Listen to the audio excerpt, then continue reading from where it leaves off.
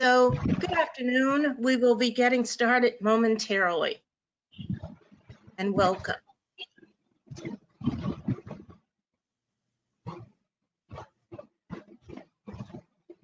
Okay, it is now 2 o'clock and we're going to begin our colloquy. So, good afternoon again and welcome to the East Coast Colleges Social Science Association's online colloquy. I am Rosalyn M, Professor of Psychology and Chair of the Board of Directors of ECCSSA. We have reimagined and transitioned our 46th annual conference to this online format due to the COVID virus. This is the first time in the history of ECCSSA that we've had to cancel a conference. Several of the scholars who are also on our board of directors who were scheduled to deliver papers at the original conference are here today, and they will be presenting in this online event. We had a whole host of other participants who were scheduled to present at this conference, but due to conflicting schedules, we could not integrate everyone in this first colloquy. We will invite them again, and perhaps they will be able to deliver a presentation at a later time. We will certainly keep you posted about that. The remainder of 2020 and most of 2021 will feature our hosting online colloquies leading up to our annual conference for 2021. The theme for our 47th annual conference is Defining and Confronting the Challenges of Race, Racism, and Inequality in the 21st Century, a State-of-the-Art Assessment. This conference will be held on September 3rd and 4th, 2021 in the Washington, D.C. metropolitan area. Since we had already set this theme prior to the pandemic and the law enforcement and racial crisis in this country, our discussions leading up to our conference in 2021 will be timely. We will begin hosting colloquies related to our theme in September, and I'll be making an announcement at the conclusion of this colloquy today of our first guest presenter and the topic. And we hope to have an online colloquy each month on related topics featuring the work and research of scholars leading up to that 2021 conference. In each colloquy spotlight, again, we will feature important topics and important people and significant scholars and guest speakers on a variety of topics related to sub-themes in our conference themes. We invite you to join us. So you can visit our website for continual updates and look for the release of the call for papers in early fall, sometimes in September and no later than October.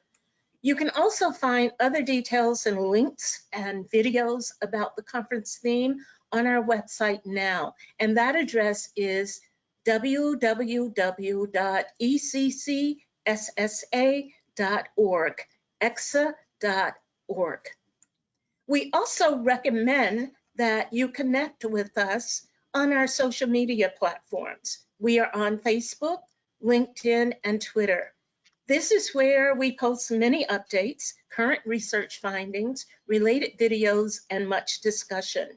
Probably our most detailed posts and discussions take place on Facebook, which is a suitable platform for that purpose.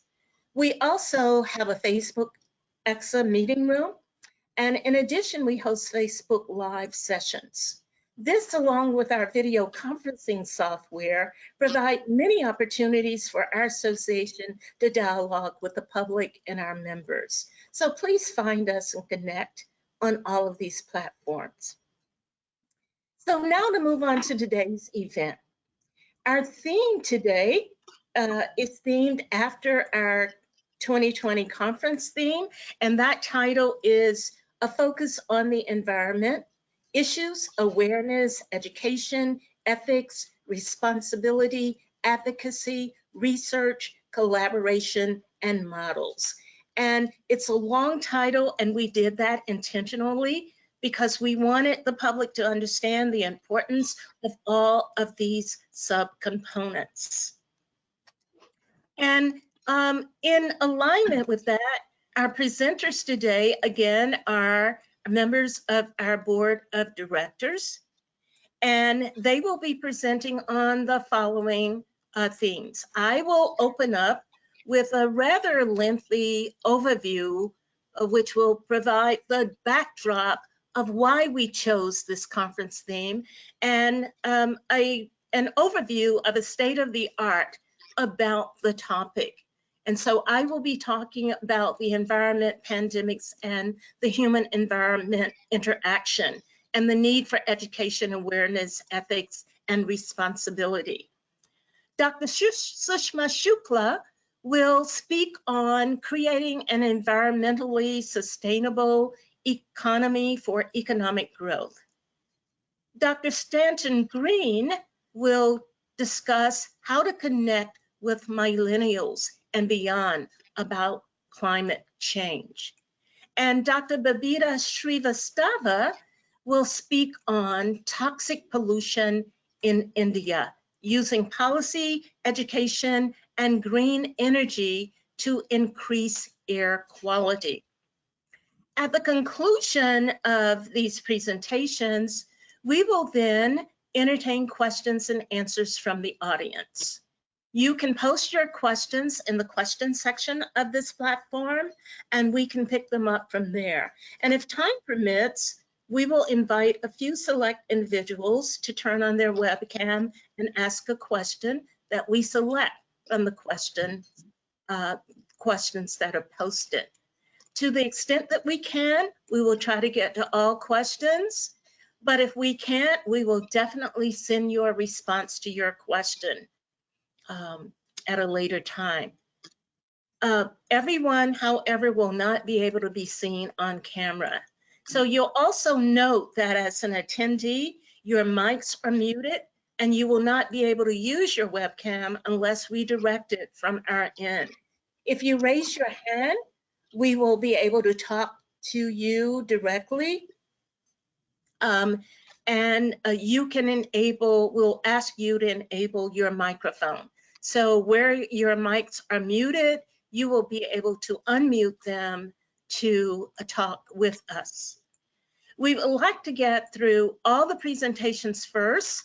So this means that as you listen to the presenters, you should be jotting down your questions to be asked at the conclusion of this session. We hope you enjoy this colloquy and we look forward to your regular attendance. We also invite you to consider presenting your work and research if it is related to our 2021 theme at a future colloquy. Just get in touch with any of us to learn more. So without further ado, let's begin.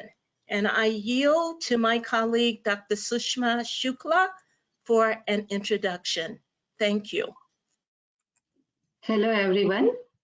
So our first presenter is Dr. Rosalyn M. King. She's a professor of psychology at Northern Virginia Community College, Loudoun campus, and serving as a chair board of directors in ECCSSA from last 20 years. Dr. King has an interdisciplinary background in psychology, psychoeducational studies, counseling, anthropology, sociology, administration, planning and social policy, and the allied sciences. She specializes in cognitive development, learning environments, educational and research psychology. She has received her doctorate in education from Harvard University in learning environments and administration, planning and social policy, with a special study at the Harvard Law School and the School of Design. She received her MA and BS degrees in psychology, counseling, and psychoeducational studies at Harvard University. She has served as director of research for several large-scale national studies for the federal government, private foundations, and research institutions. She is the author of 2 books, Enriching the Lives of Children and Psychology and the Three Cultures, History, Perspectives, and Portraits. both published by Cambridge Scholars Publishers. She has written numerous articles and other publications, reports, working papers, and conducted many research studies. King is an Oxford scholar with papers presented at 2 Oxford roundtables. Dr. King was awarded the 2018-2019 US Fulbright Scholar Award and was a visiting scholar at the University of the Bahamas in teaching and research.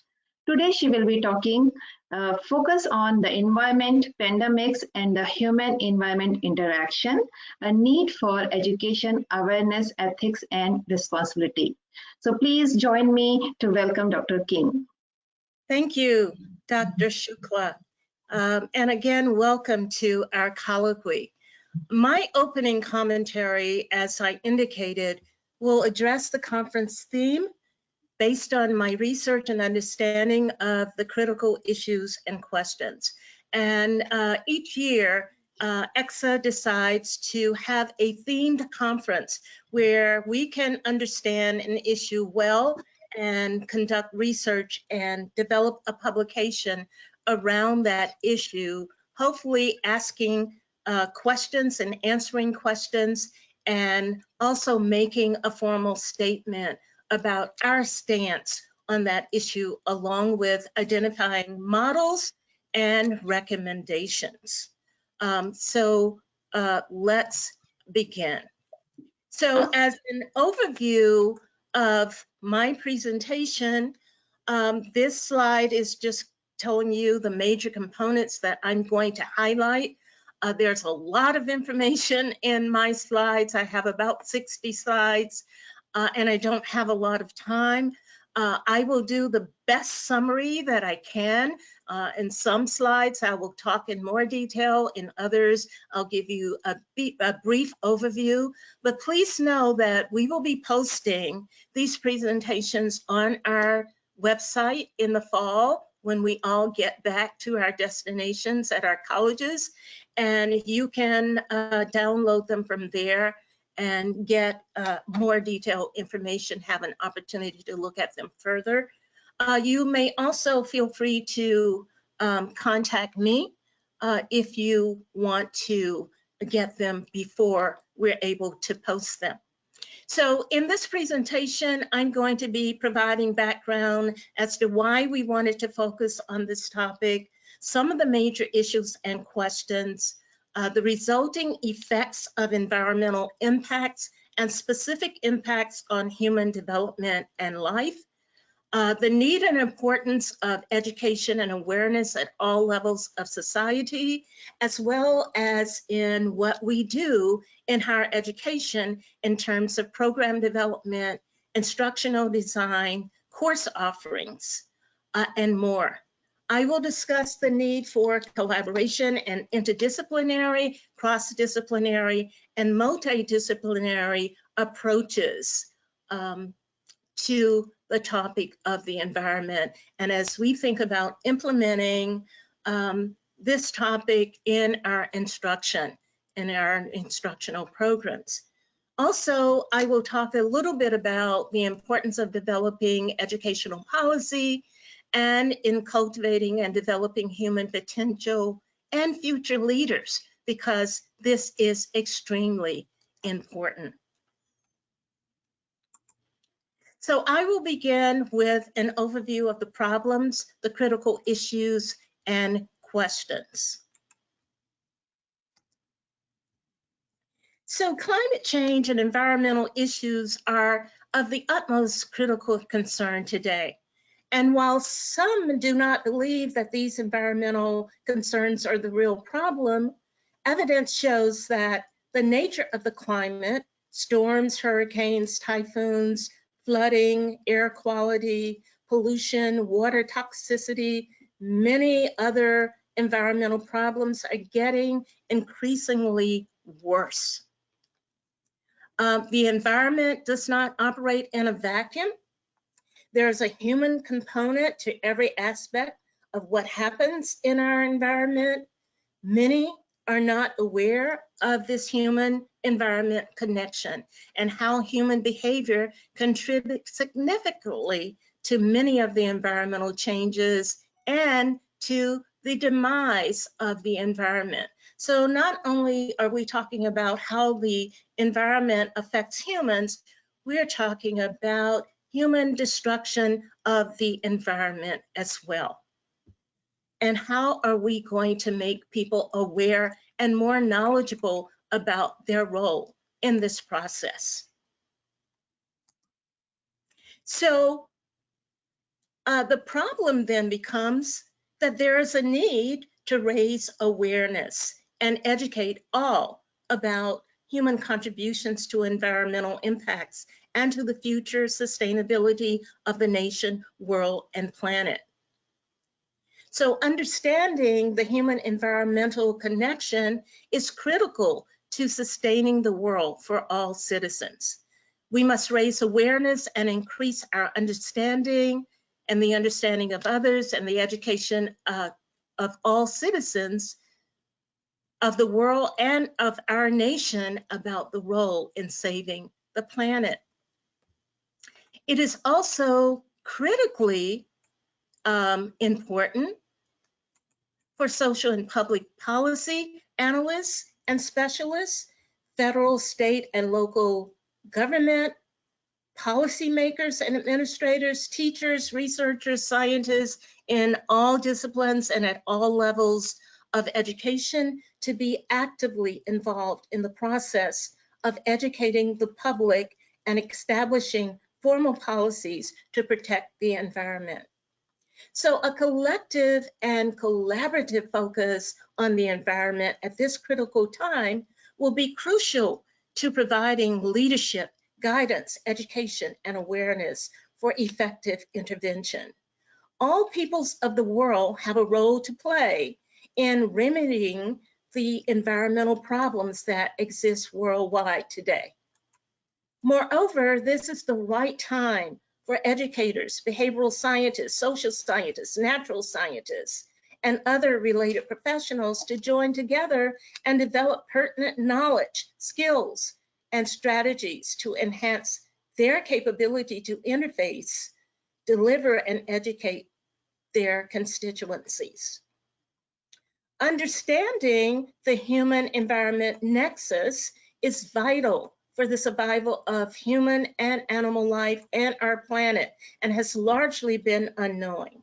Many of the natural disasters have their origin in the lack of understanding about the role and importance of how humans interact with the environment.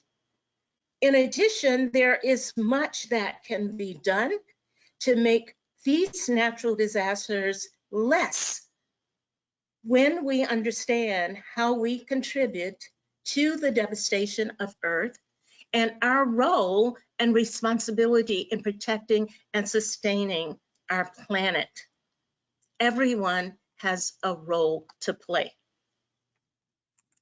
So some of the critical issues that are cited in the research are many, and I've tried to, on 2 slides, summarize them so you can read all the subcomponents. I've put them into categories of the environment, human interaction, animal interaction on this particular slide.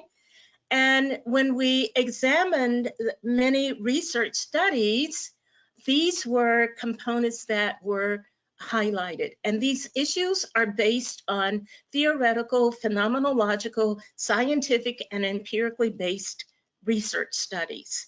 And without citing the specific studies at this time, I'm just presenting a composite of the issues as presented here, and you will find the delineation of all of these issues on our website as well.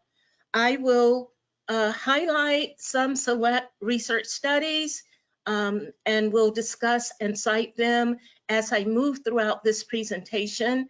I will not necessarily be doing that now. But as you can see from this listing, under the environment, for example, issues like global warming, which is constantly emerging, is here, but also about mold proliferation, which I'll talk about, air and water pollution, some things that I'm not going to talk about in great detail, such as conservation, ecology, oceanography, farming and food, sustainability and preservation. Under human interaction, many of the critical issues related to that, excuse me, have to do with a lack of understanding. There's a prevailing theme in the literature on the lack of understanding about the environment and the human contributions to that. And that is a focus and goal that should be at a priority in higher education. Learning human functioning and performance, human health, the resulting effects of some of these environmental issues is talked about a lot. And the linkages to things like global warming and the intensity of heat, to violence and aggression, mental health and illness, which I will talk about in this presentation. Under animal interaction, the human-animal bond interaction, the fact that we are dislocating, we are destroying the habitat of animals, and animals are moving closer to human life, which can be a problem as well, not to mention the fact that we have individuals who are adopting many of these wildlife animals as pets, which then brings more contact with animals in the mix of things as well. Under the built environment, which I'll highlight today a little bit about the built environment, we're talking about the design of buildings, the impact of buildings, the interaction of buildings and design in neighborhoods. How do we create effective public spaces? There are issues about prison design, workspace design, museum designs, and things of that nature. And so we'll talk a little bit about that. Place and location, we're not going to talk about so much in this presentation, but it is a big part of the research literature. And even today, when we talk about migratory patterns, migration, climate and adaptation, change in physical features, we could look at the nature and origins of race, which we'll talk about a lot of that in our conference on race and racism, as we talk about the origins of race and migration, climate, and changes in physical features. We also will be looking at extreme environments and mundane environments as it relates to place and location, and as well depressed environments under the umbrella of that topic.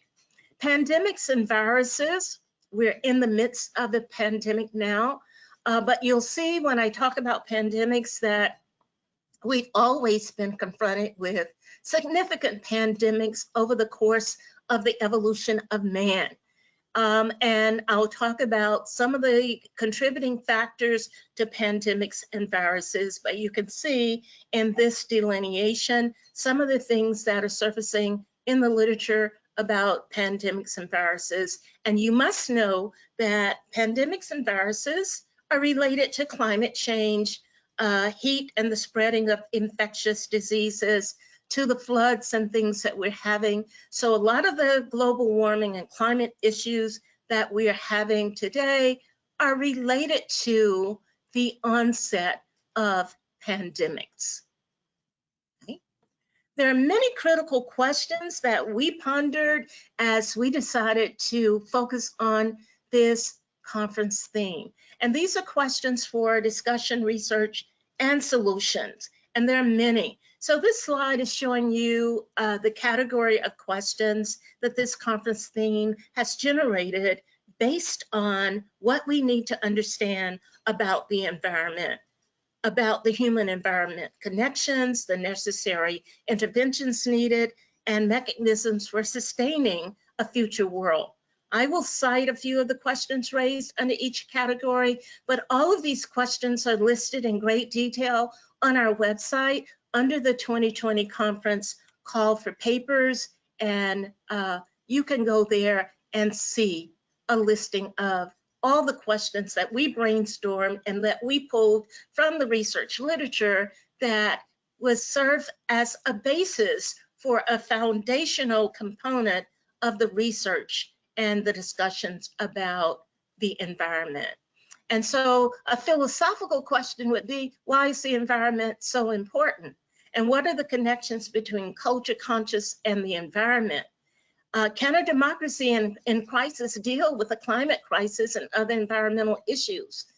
What about the relationship between mind, morality, and environment? Where do they meet? Many, many philosophical questions about the environment, and many others that are listed on our website. Under the role of education in general and higher education, what is our role as academicians and related professionals in teaching their constituencies about environmental concerns and their role in protecting the environment? What is the role of each discipline in incorporating instruction on the environment? What should be the subject matter foci?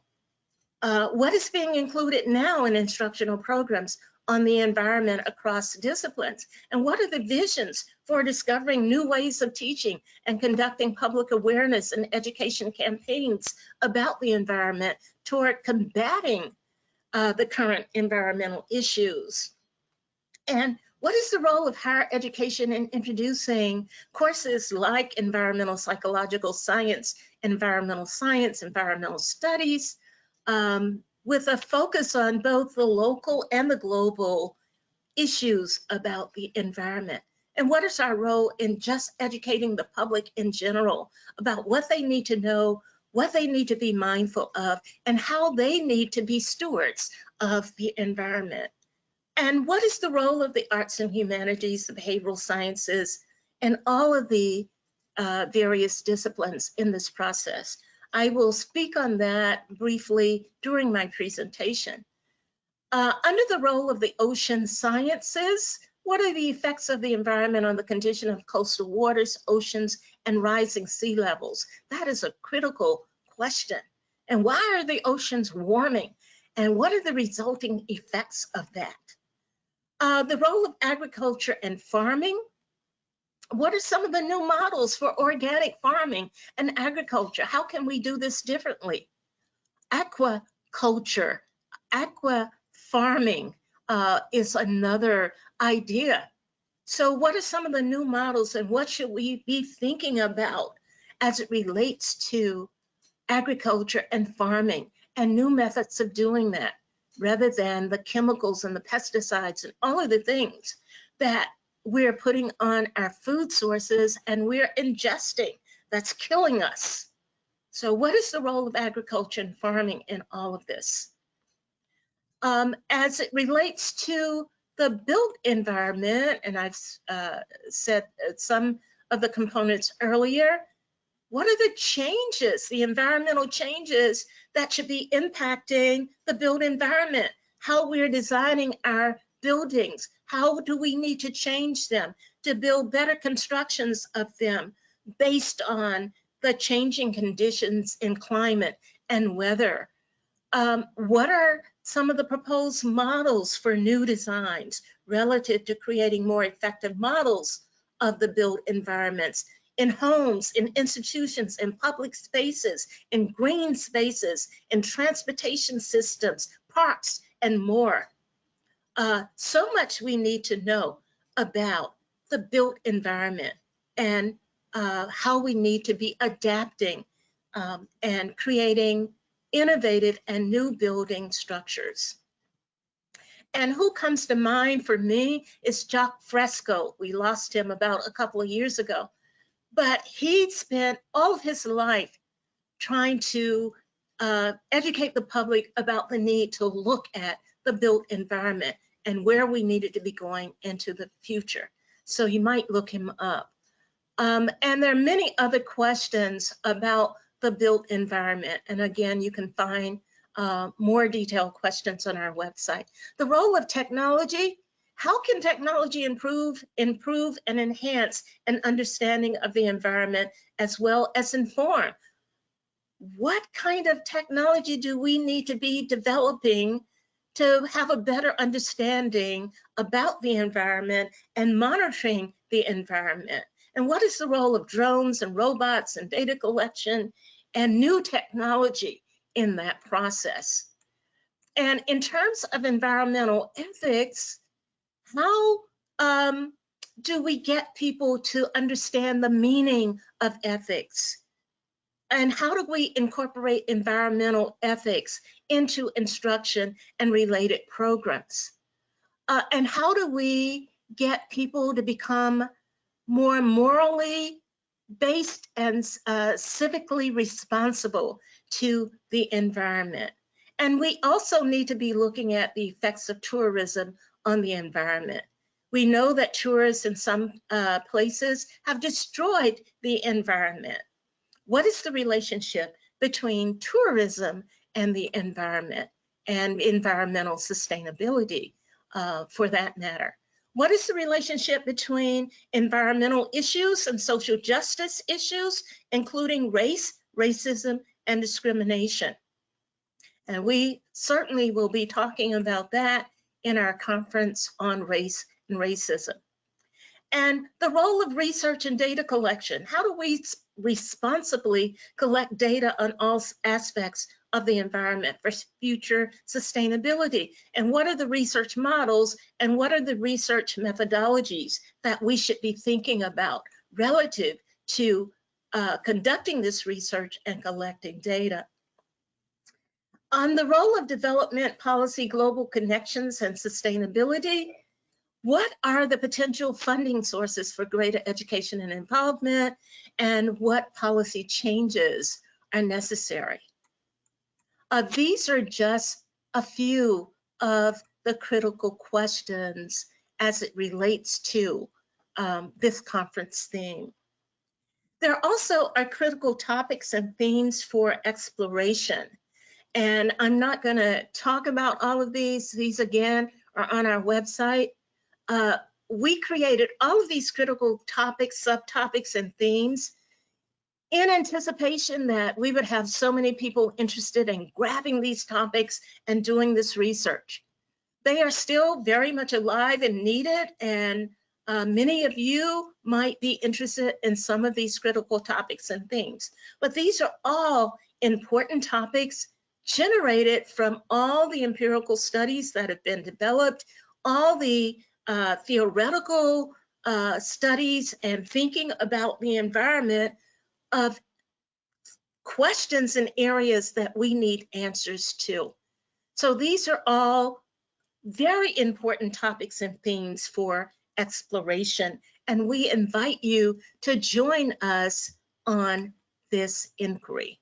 And by the way, we will be publishing a journal in next fall on this topic, and we invite you to take any of these critical topics and themes and explore them and submit an article for consideration for publication in our journal.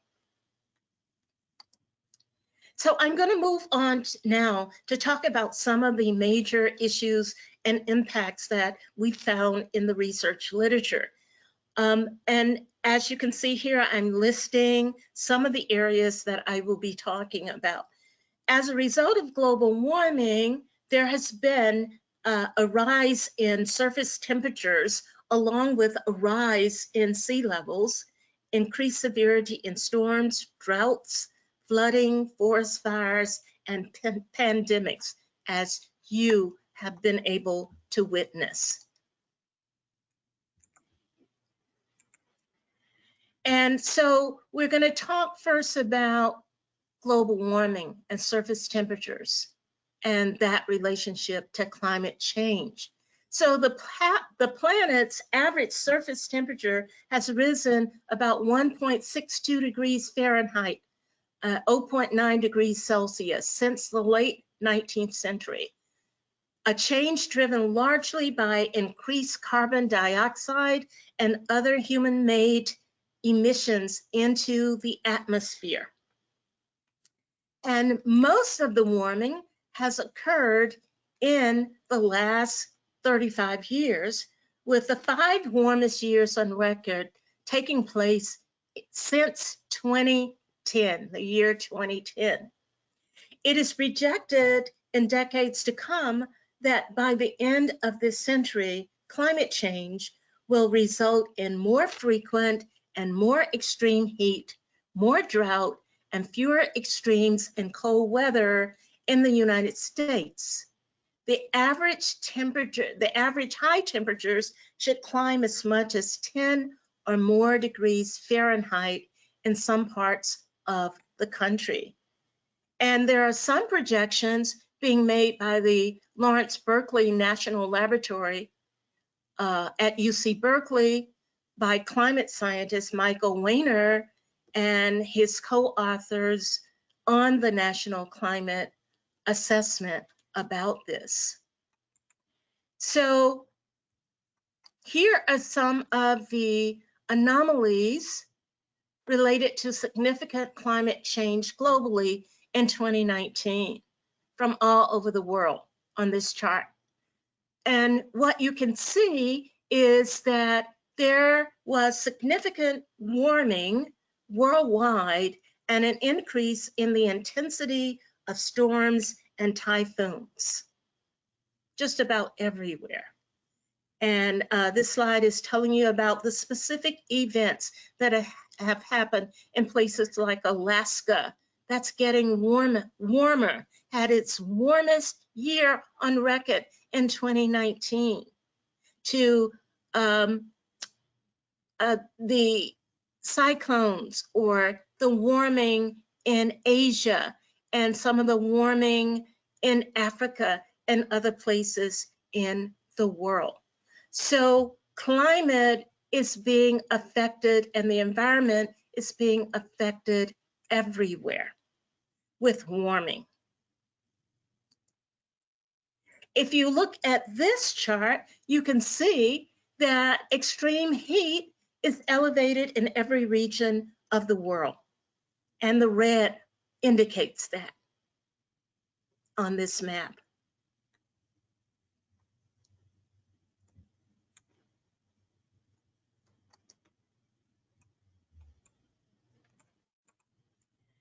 Not only was 2016 the warmest year on record, but 8 of the 12 months that make up the year, from January through September, except for June, were the warmest on record for those respective months. Following the 2016 record, here you're looking at a chart looking at 2019, which has been documented as the second hottest year on record. And believe it or not, also June 2020, this year, has been documented as the third hottest year on record. So we're getting warmer and warmer.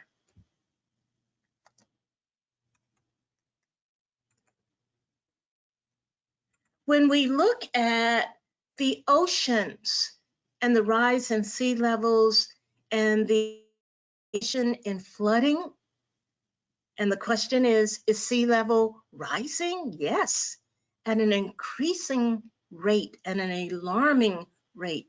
The oceans have absorbed much of this increased heat, with the top 700 meters, about 2,300 feet of ocean, showing warming of more than 0.4 degrees Fahrenheit since 1969.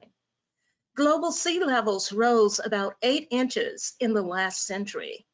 The rate in the last 2 decades, however, has nearly doubled that of the last century and is accelerating slightly every year. And according to one report, if the sea level rises some 5 feet, 80% of the country would disappear.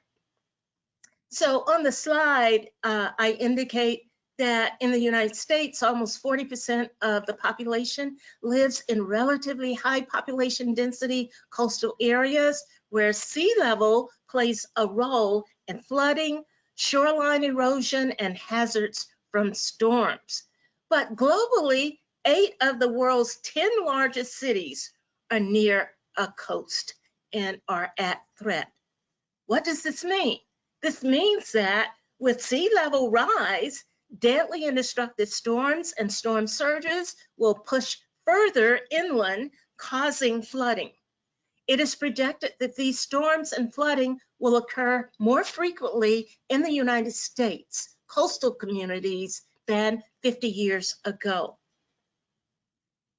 Also on the slide, I say that the two major causes of global sea level rise are thermal expansion caused by warming of the ocean, since water expands as it warms, and increased melting of land-based ice, such as glaciers and ice sheets.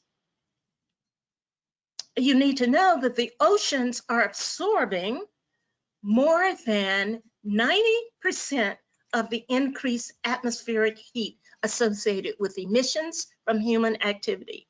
And according to the National Oceanic Service, in urban settings, rising seas threaten infrastructure necessary for local jobs, regional industries, roads, bridges, subways, water supplies, oil and gas wells, power plants, sewage treatment plants, landfills, and others are at risk from this.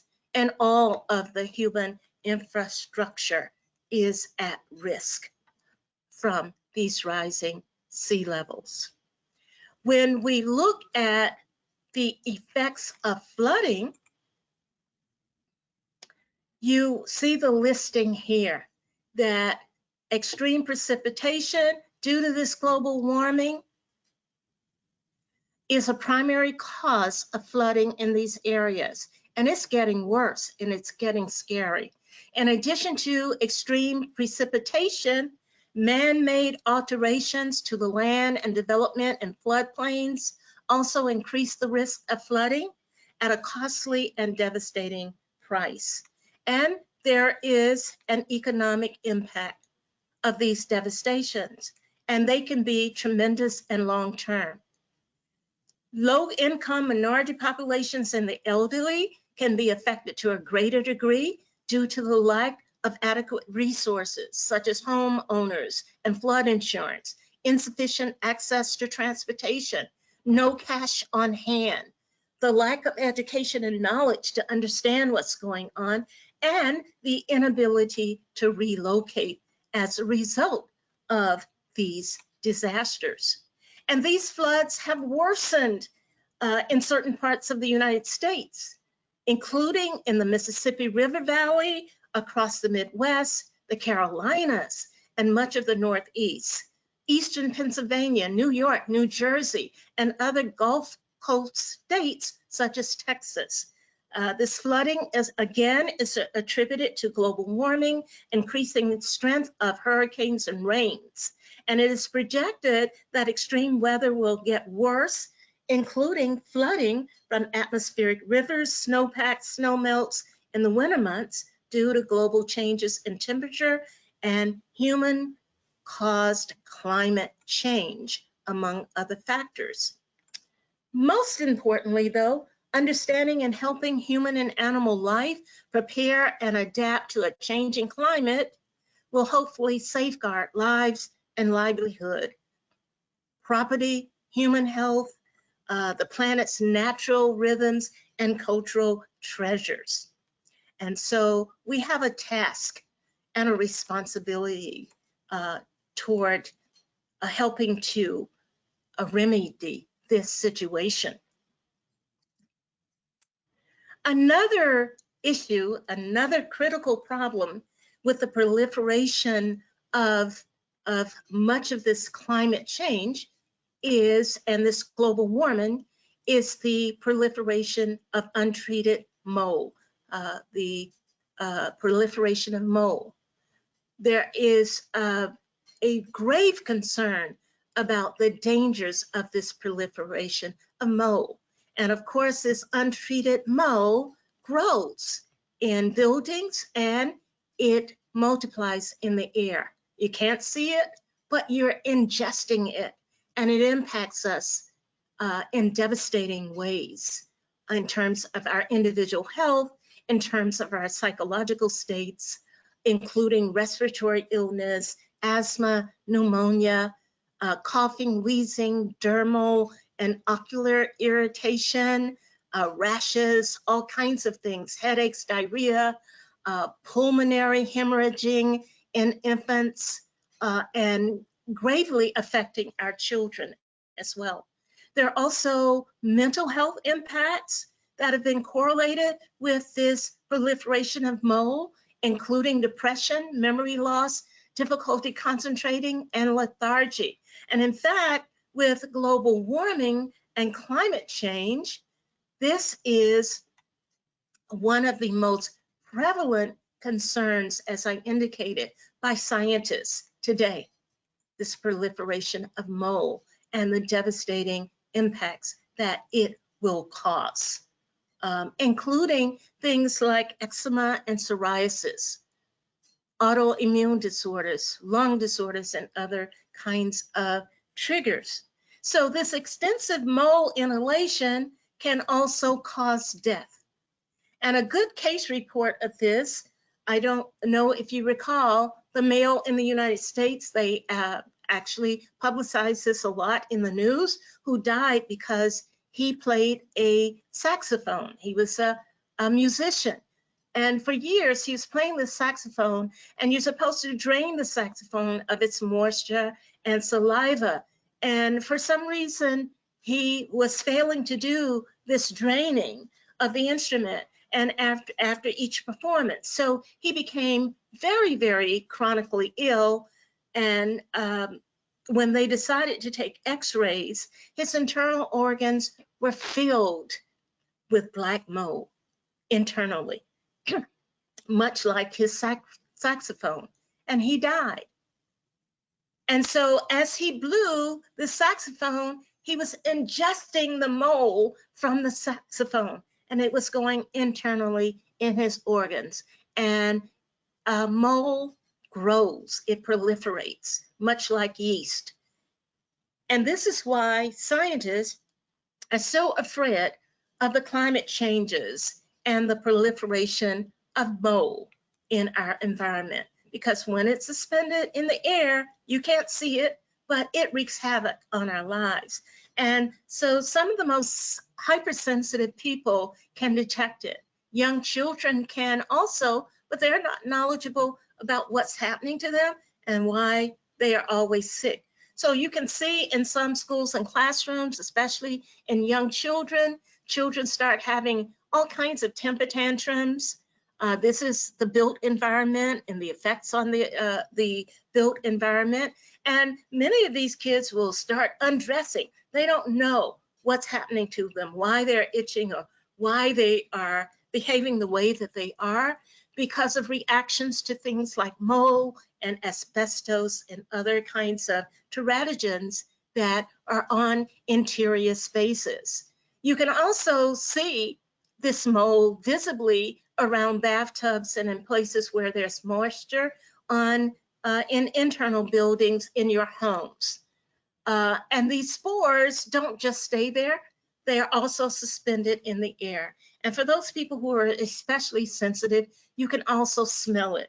I think that people who have those hypersensitivities have a special gift because they know to exit that space because there is a presence of mold that is going to have an impact on your physical and your mental health. Okay, so mold proliferation, and the chart that I just had up was showing you about people who are living in these moldy homes, as a matter of fact. Moving on to the research on air quality and air pollution, it's a very major concern. And it has caused a lot of illness. And if you did not think so before this pandemic, you should be convinced now when it was found that the air cleared up tremendously because of the lockdown. And as a result, global air pollution levels have plummeted over these months as factories shut down as traffic slowed down almost to a halt and as businesses were forced to close. And the stark before and after effects could even be seen from space. That's amazing. It is reported that there was a 45 to 50% drop in nitrogen dioxide levels across Europe. The data revealed that 20 to 30%, there was a 20 to 30% reduction in fine particle matter compared with the previous 3 years over China. And with this massive amount of less traffic on the roads, thousands of airplanes on the ground, about 20% of the world in lockdown and factories shut, the positive fallout on the environment in this COVID crisis can be seen. So there were drops in nitrogen dioxide emissions from all these activities of 30 to 60%, according to research in cities like Barcelona, Madrid, Milan, Paris, Rome, and this is according to the European Environmental Agency. Previous exposure to air pollution also exacerbates the problem if you get COVID. That is something that is being revealed in the current research. So people who already have compromised bodies because they're constantly in bad air situations where the air quality is not good, and there are places like that where there is bad air quality. If you then contract COVID, you are in double trouble. It just wreaks even more havoc on your system if you survive it. So air pollution is becoming the silent killer.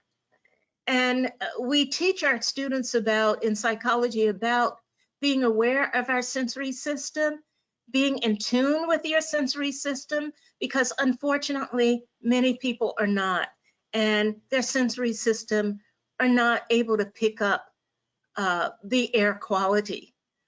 So we go about our business not knowing that we may be in an environment with poor air quality. So this chart is showing you some of the effects of that. Both of these charts are, and you can see from these charts that this air pollution is causing premature deaths, respiratory problems, allergies, heart disease, various other debilitating disorders. And this is a problem globally, with some regions of the world being greatly affected by this, combined with indoor air pollution. And that combination becomes even deadlier. Okay.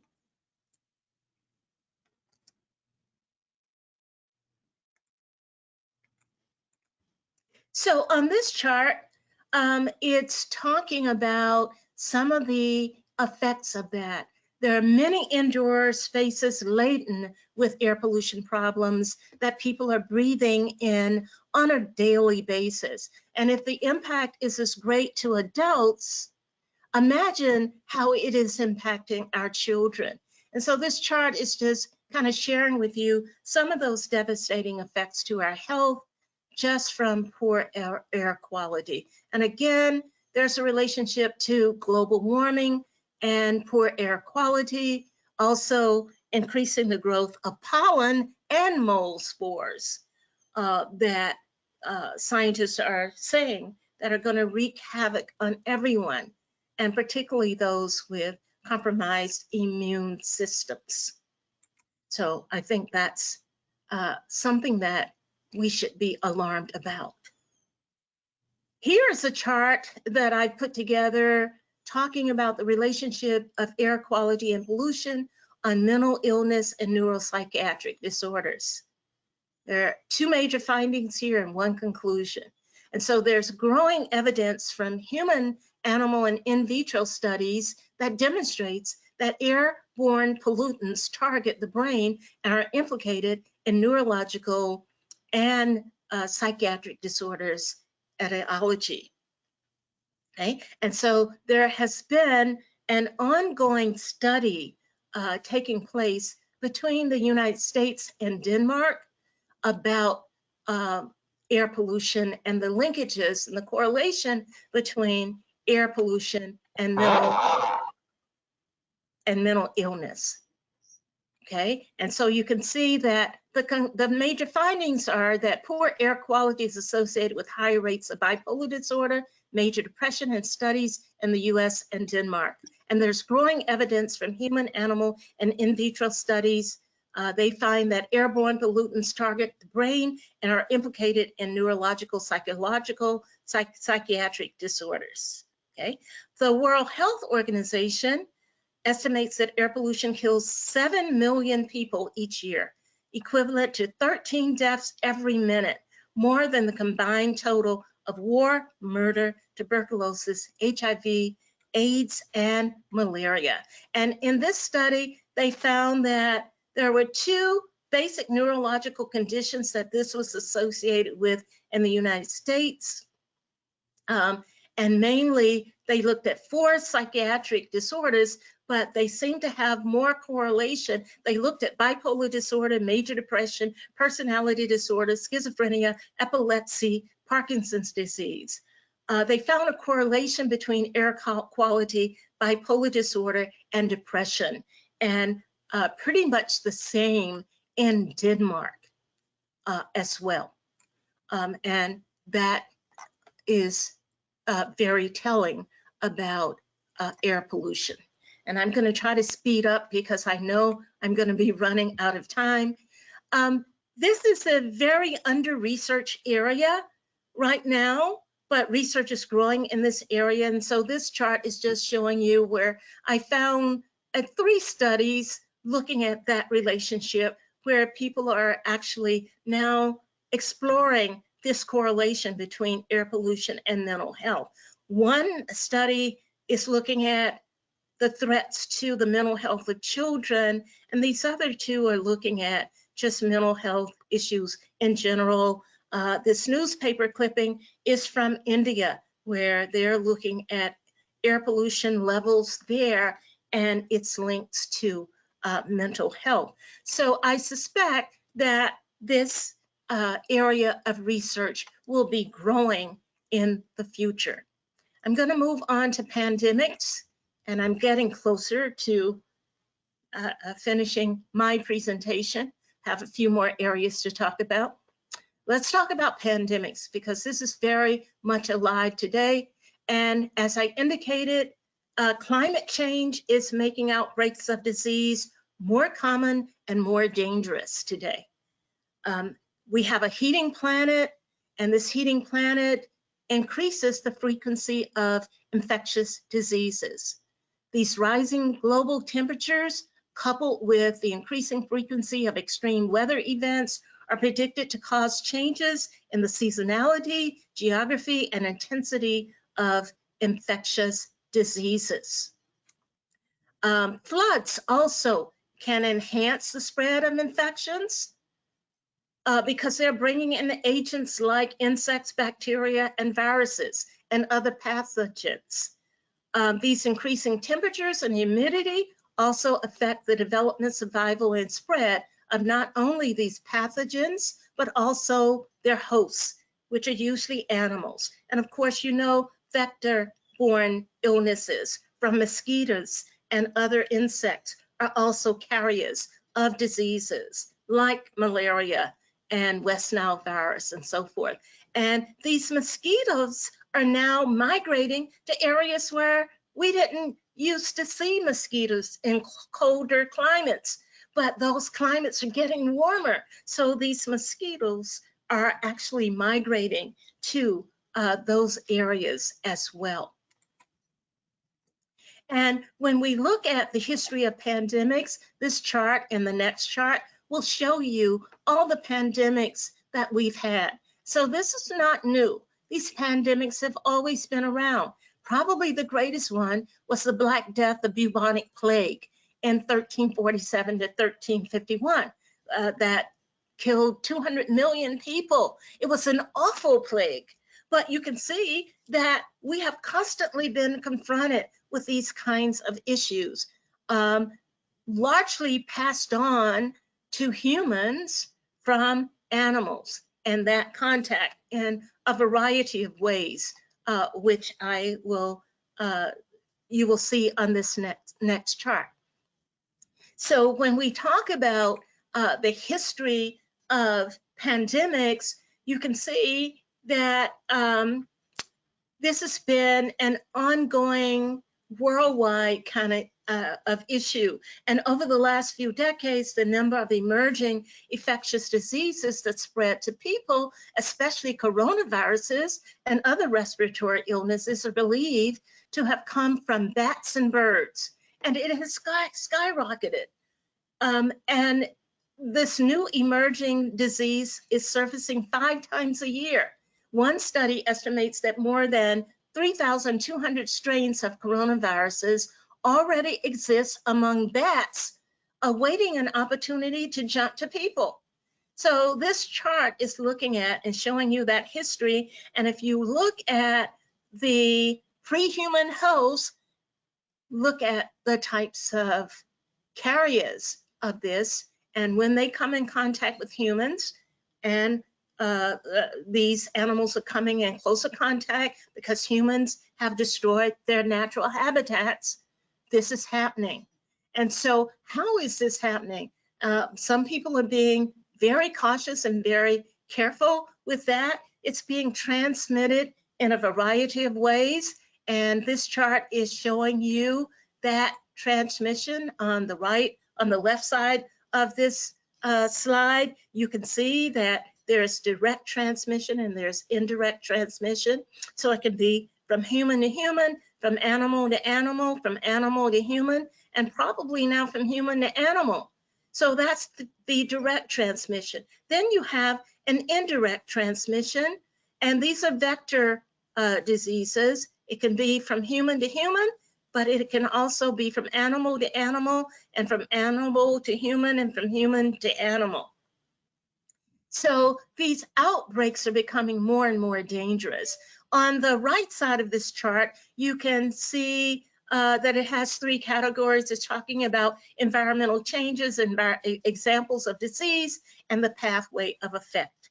And so you can see that some of this, yes, is related to sanitation and hygiene and water contamination, but a lot of it is coming from an animal or an insect, and that relationship, that human-animal-insect relationship that we share.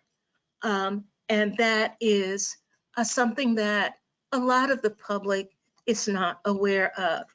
On this chart, when we look at the coronavirus spread, it's showing you the evolution of coronavirus and its spread, and how our diets and our lifestyles also contribute to some of these viruses.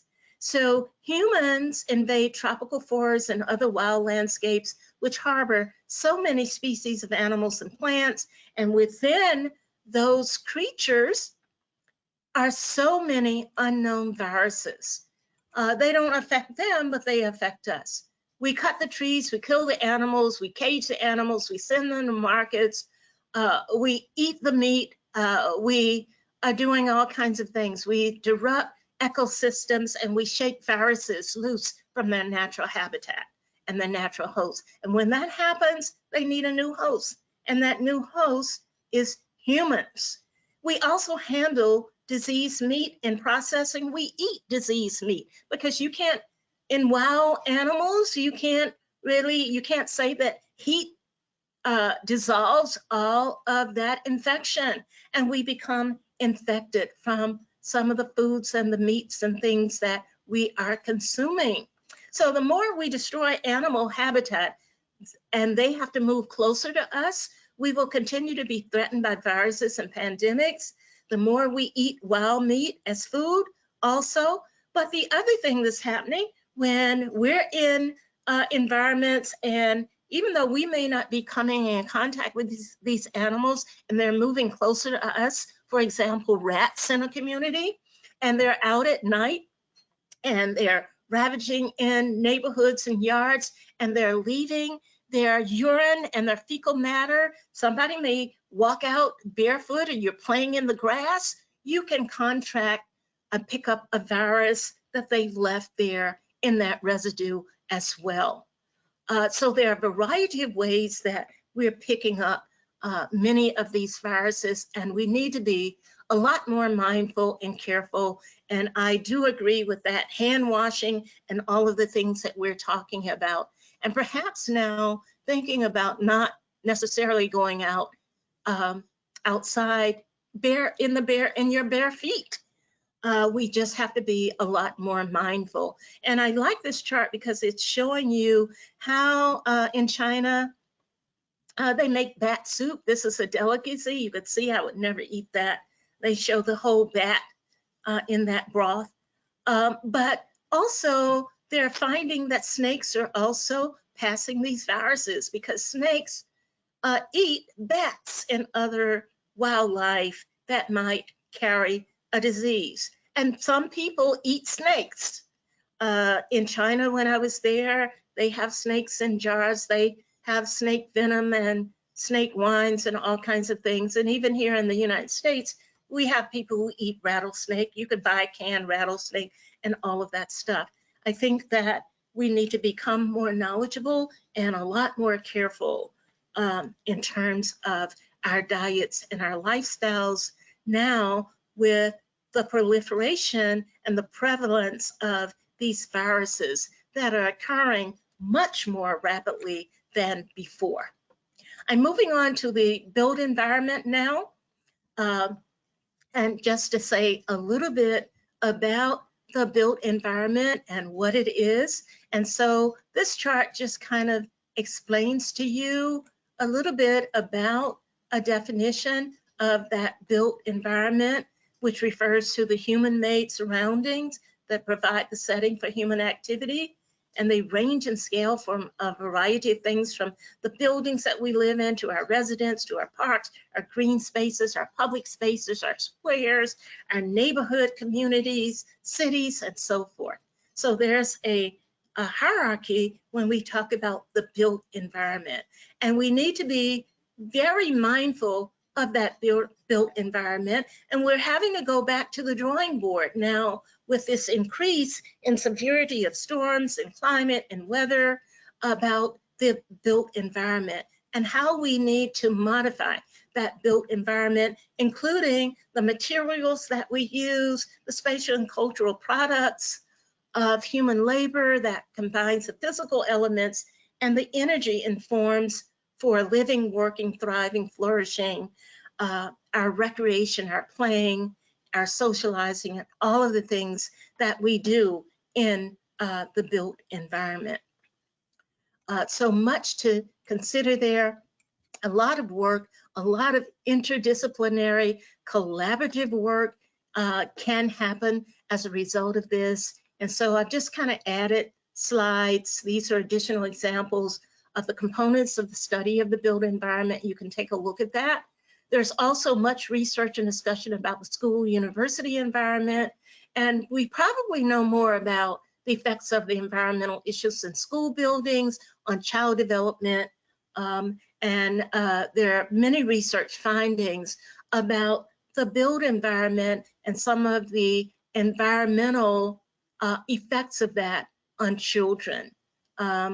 Hazards such as indoor exposure to things like lead and mercury and polychlorinated biphenyls from building materials, or items intentionally brought into the school for maintenance or for teaching in science projects or the science curriculum, the indoor air pollution in these old buildings, the exposure to mold, the exposure to noises, the drinking water contamination, all of the things that are impacting our children in their development, in their expression through temper tantrums and all kinds of other physical ailments and health effects of that. And then outdoor exposures around the school building, not limited to the air pollution around the school, but also the contaminated soil that may be on the school grounds,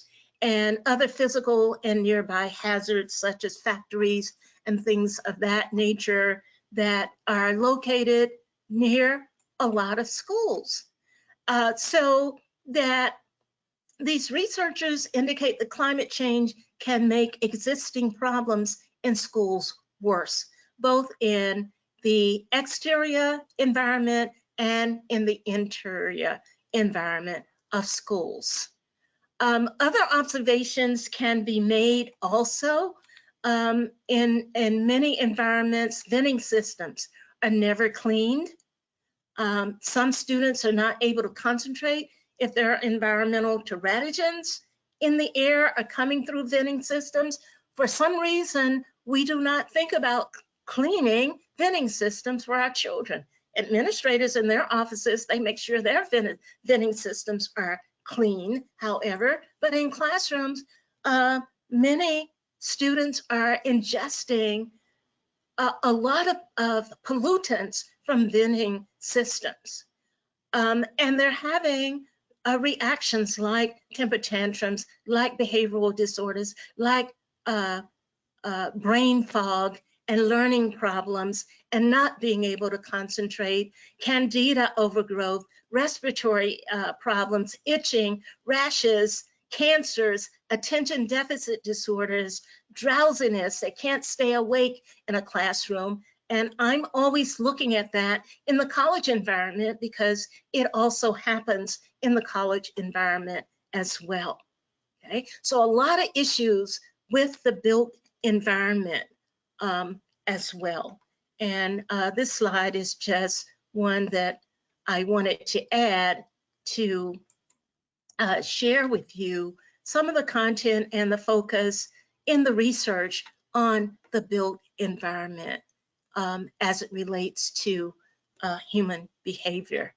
And I'm not going to say more about that, except that this relationship between behavior and the built environment and the natural environment is the focus of the built environment. Okay. And so this slide is just showing you some of the research topics in the literature on the built environment, and you can take a look at those quickly. They're also in our overview in the call for papers on our website.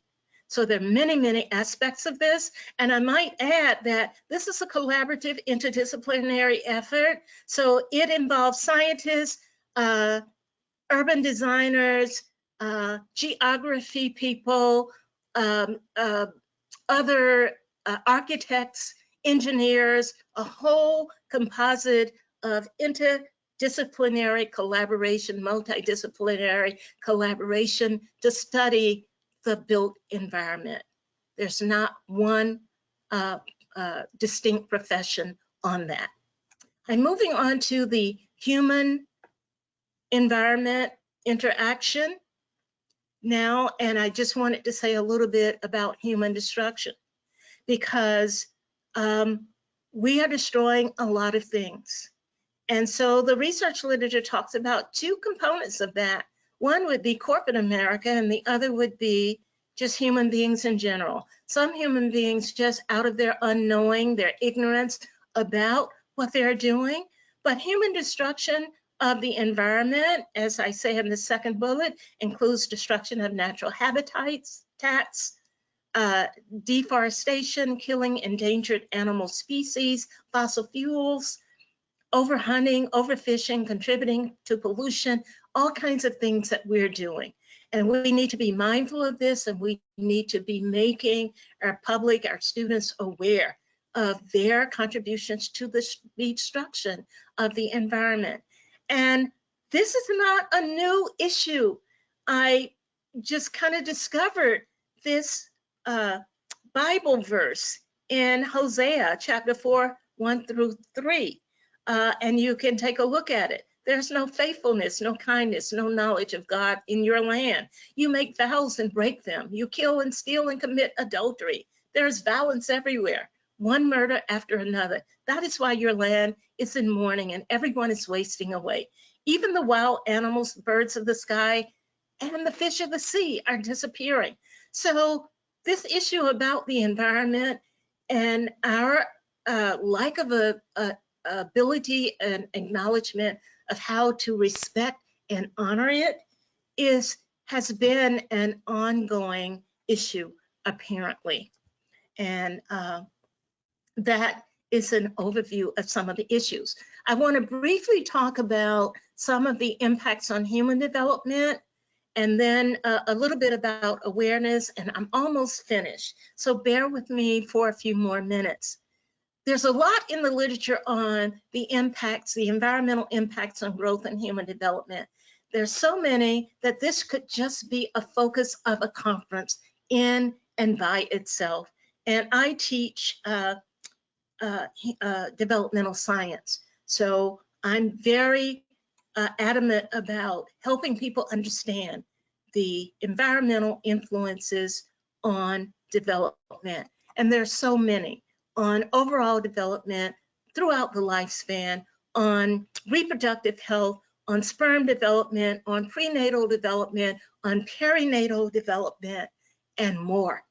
Okay, so there's much documentation in this area, and so I'm not going to have time to talk about it all, but I can just quickly show you some charts and say on this chart, when we talk about critical sensitive periods in prenatal development, it would be the entire 9 months. And I didn't add to show you brain development, the developing brain in this process, and the brain is not fully developed at birth. So these teratogens in the environment are impacting not only prenatal development in terms of the development of organs and limbs and all of that, it is also impacting brain development. And many do not know that babies are born without an immune system. The brain is not fully developed at birth. Babies are born without a frontal lobe developed. That's why mothers have to act as the reasoning capacity for babies at birth. They have no frontal lobe, and they have no immune system. The immune system is not intact until well into middle childhood, nearly at 12 years of age. That is why young children get all kinds of things like colds and flus and all of that, and we should not be feeding them all the things and the junk that we feed them. We should be very mindful of that. In the same way of the environment. So these environmental teratogens can have harmful effects on reproductive health, on prenatal and perinatal development. These include hazardous waste sites, solvents, toxic chemicals, pesticides, drinking water, nuclear radiation, air pollution, heavy metals, asbestos, methyl mercury, including mercury fillings in your mouth, benzene, industrial chemicals, and more. We could also talk about the impact of some of these environmental teratogens on malformed sperm. And so when we talk about men and men think they're very virile, their sperm can be damaged very easily. And so many men possess malformations in sperm, abnormal sperm development with 2 heads and 2 tails and all of that kind of those kinds of structures and formations that causes malformations in developing fetuses as well. Can cause spontaneous abortions, miscarriages, birth defects, abnormal brain development and malformations, as well as the chemical composition of the body of both men and women. So there are contributions of 50% from each man and each woman to a developing offspring. That combined with whatever the environmental teratogens are. And we need to be more mindful of that. And we're trying to convey that in our teaching in developmental science now to our students to help them understand how to develop ideal conditions for conception and the things that both men and women need to do to clean up their acts to make for ideal conception and optimal prenatal development. Here is a chart that is also looking at other developmental impacts on humans.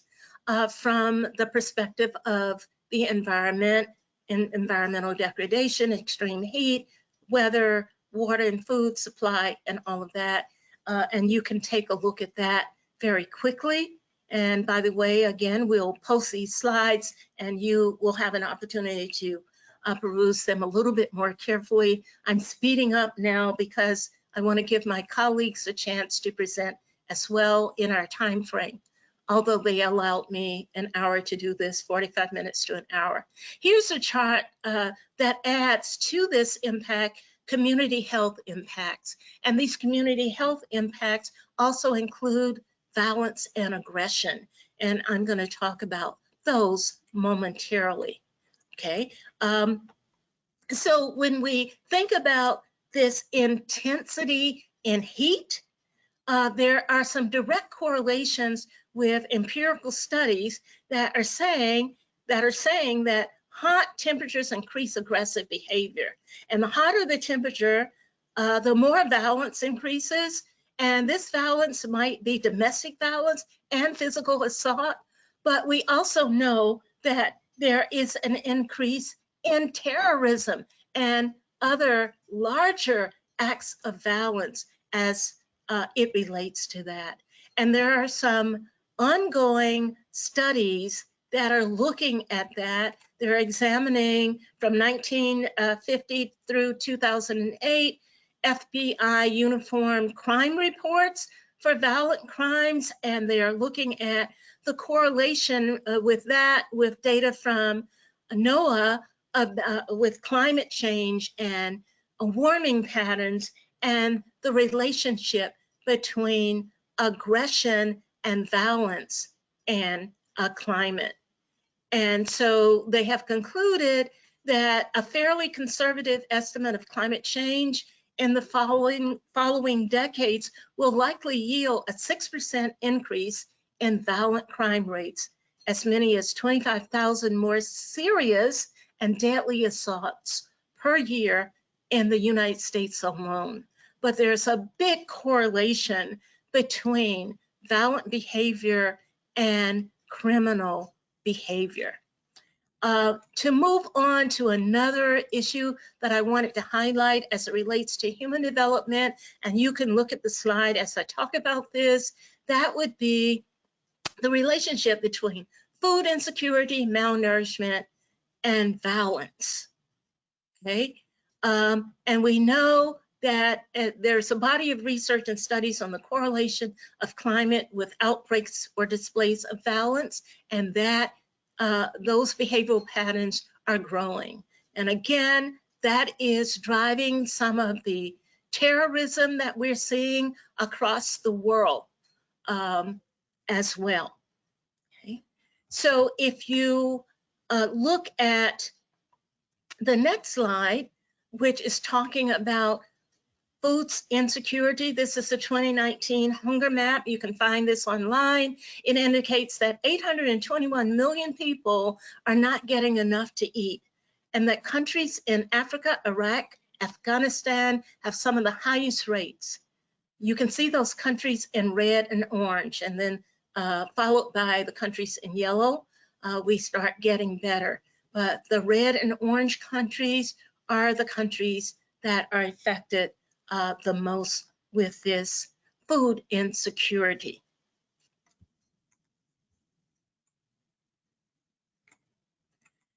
Okay, so moving on to awareness and education and why we think it's important, and we should be doing this for to educate our students and the public and to make them more conscious about the environment, for the sustainability of our planet, so that we can have a planet in the future. It becomes important. So helping citizens understand their role in this dilemma is very important. Integrating awareness and education in our curricula to grapple with environmental issues is important to equipping students and citizens to become better at understanding the connections, the behavioral patterns, and the effects of climate on the changing environment.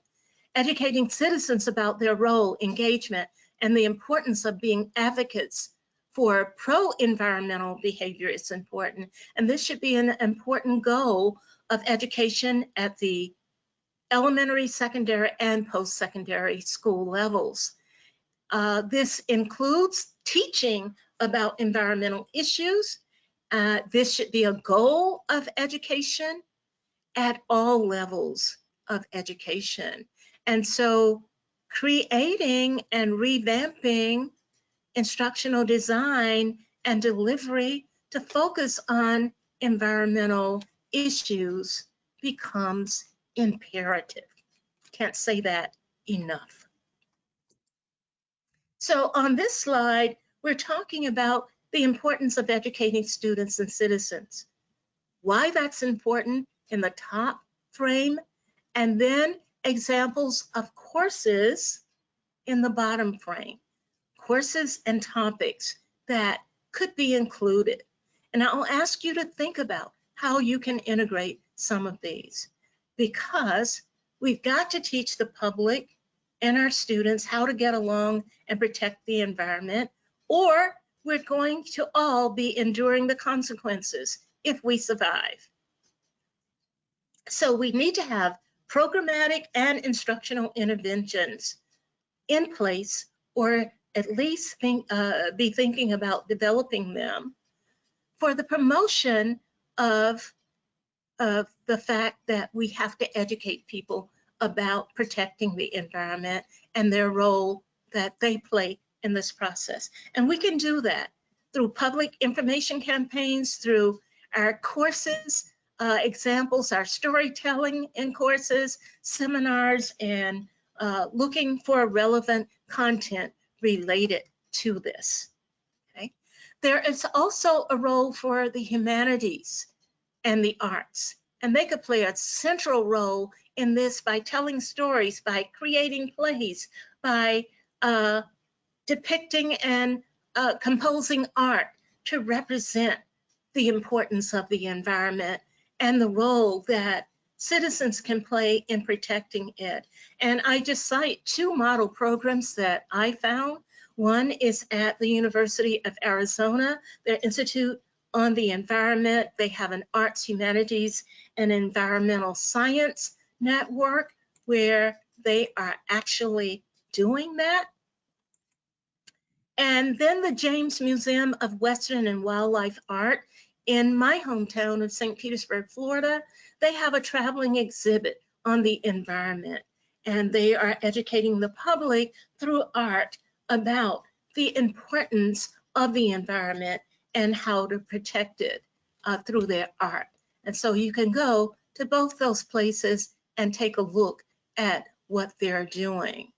The University of Arizona's network, they're looking and finding novel ways of knowing the world in which we live, and they're offering new ideas about how society might address environmental risk.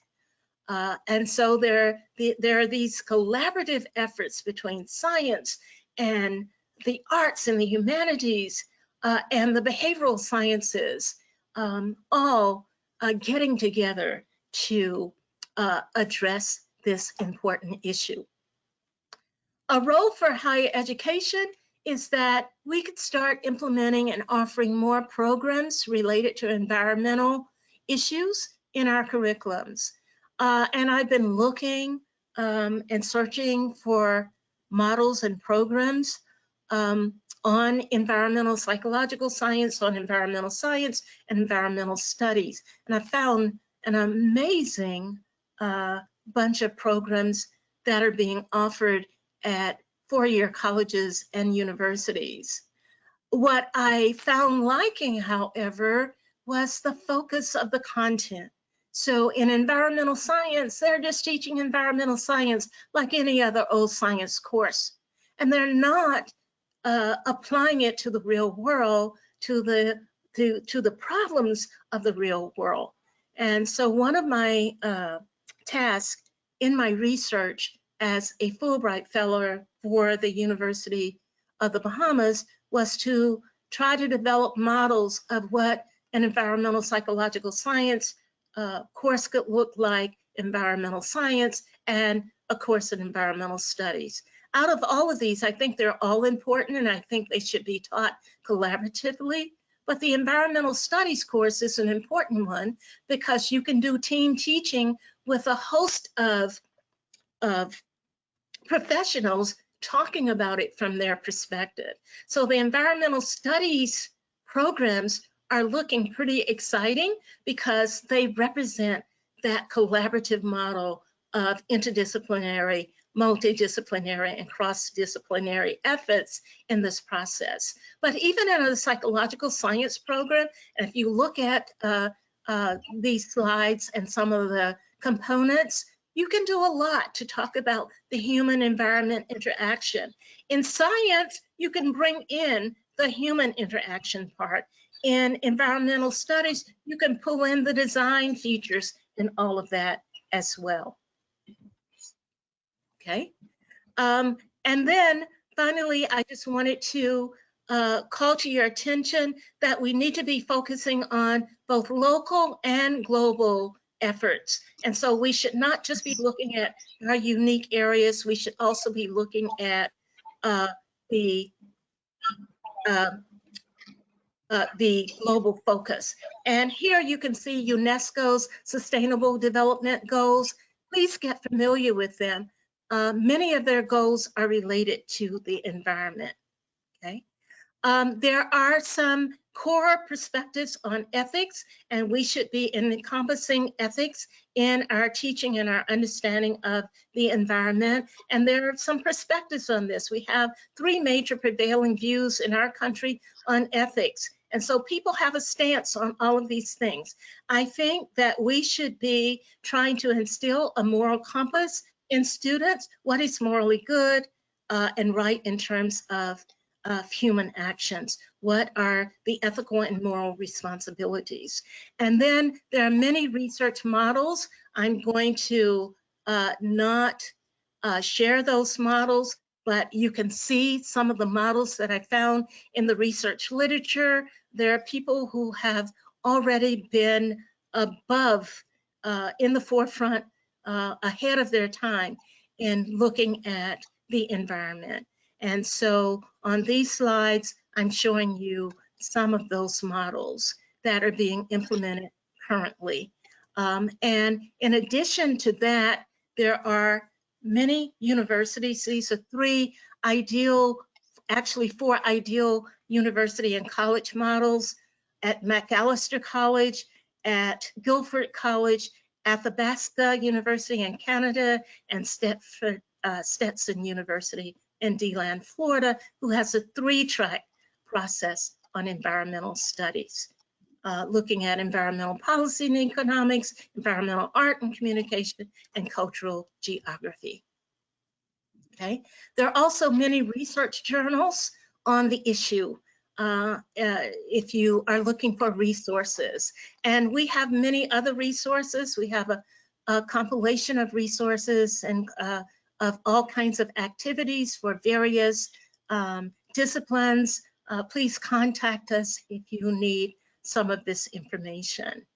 So there are many recommendations being offered about the environment, but we're saying in conclusion that this should be a collaborative effort across disciplines. We should be working together.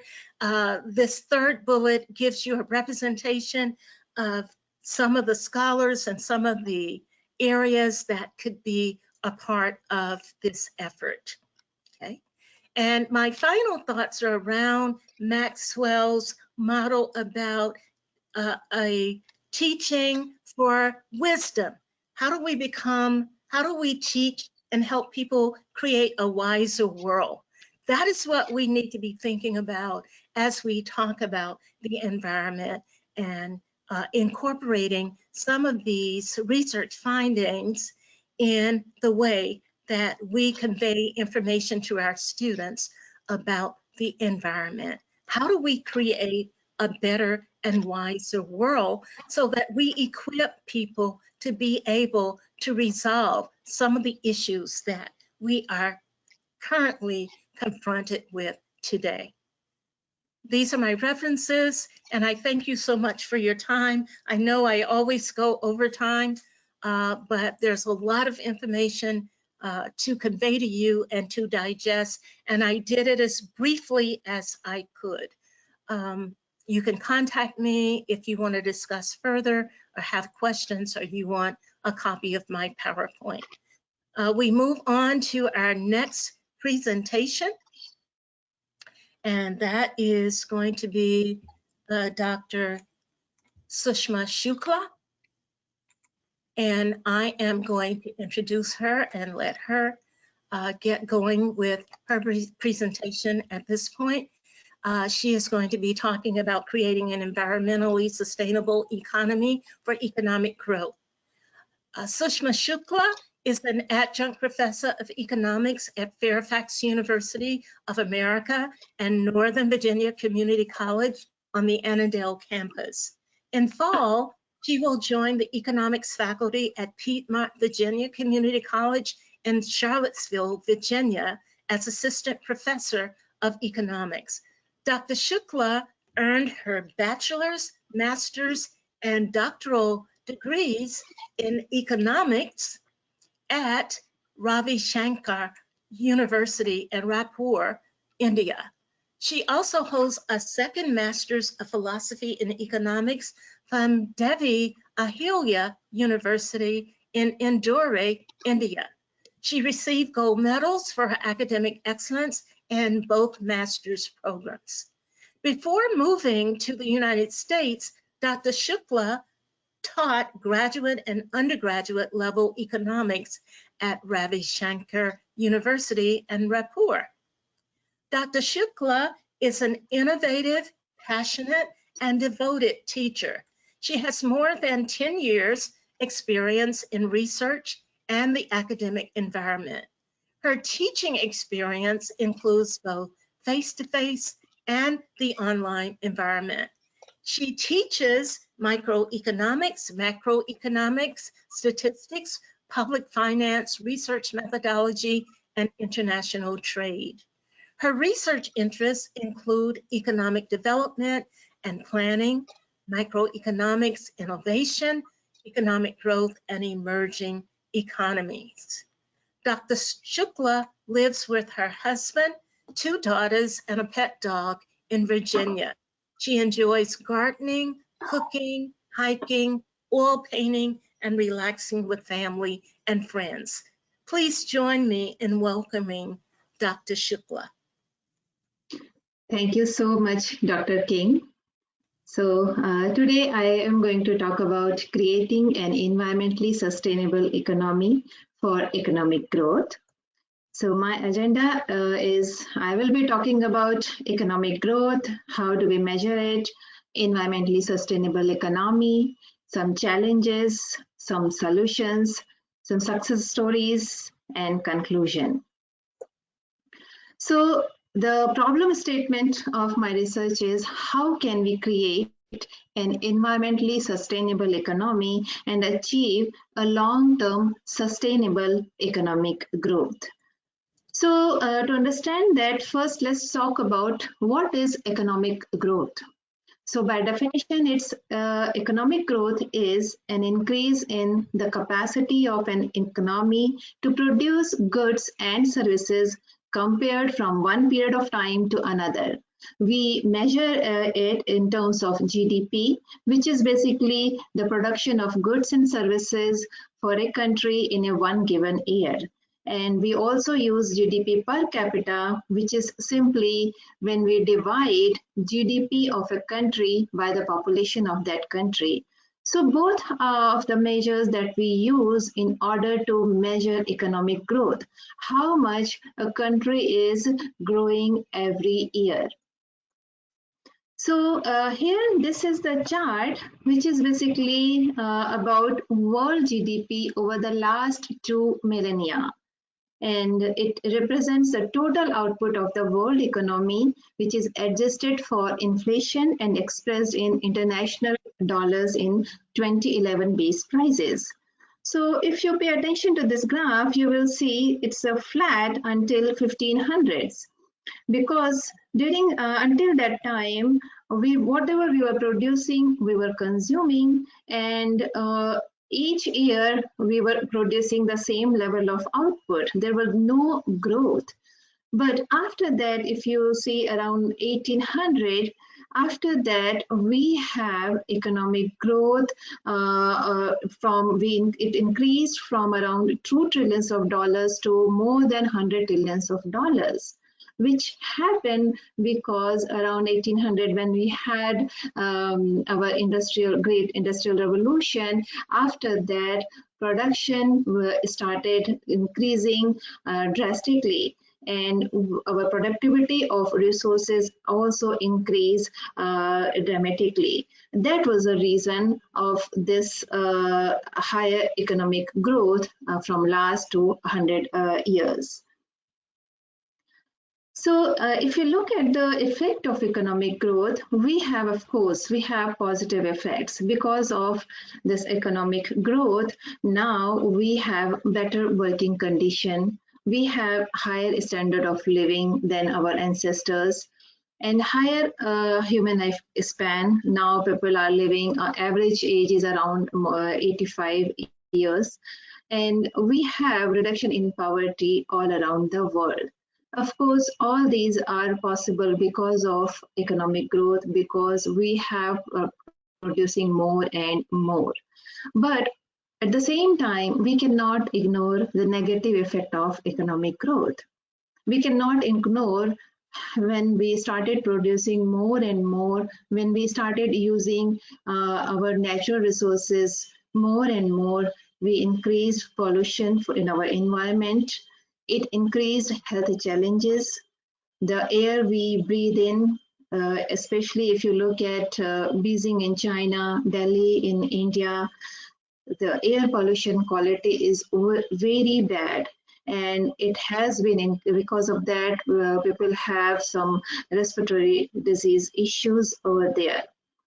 And it has also created creative destruction, which is basically as we as we innovate new goods and services, we destroy old goods and services. So when we stop using old products, people who are in those industries, they become unemployed. If you look at the Rust Belt in the United States, because all the manufacturing sector has basically wiped out from that area, people are still suffering from unemployment and poverty. So economic growth has both types of effect, positive and negative. A critique to economic growth is many environmentalists and some economists, they claim that there is a contradiction exists between economic growth and the environmental quality. And some economists, they say GDP is a poor measurement of economic growth.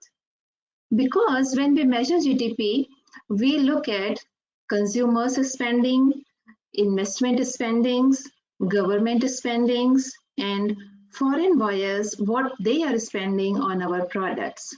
We do not consider the cost of environment. We do not consider what we are polluting when we are producing all those goods. So some economists, they are working towards it, and they say we should include pollution cost as well when we measure GDP, and then we should calculate economic growth. So that's a critique going on, and some economists are working for that.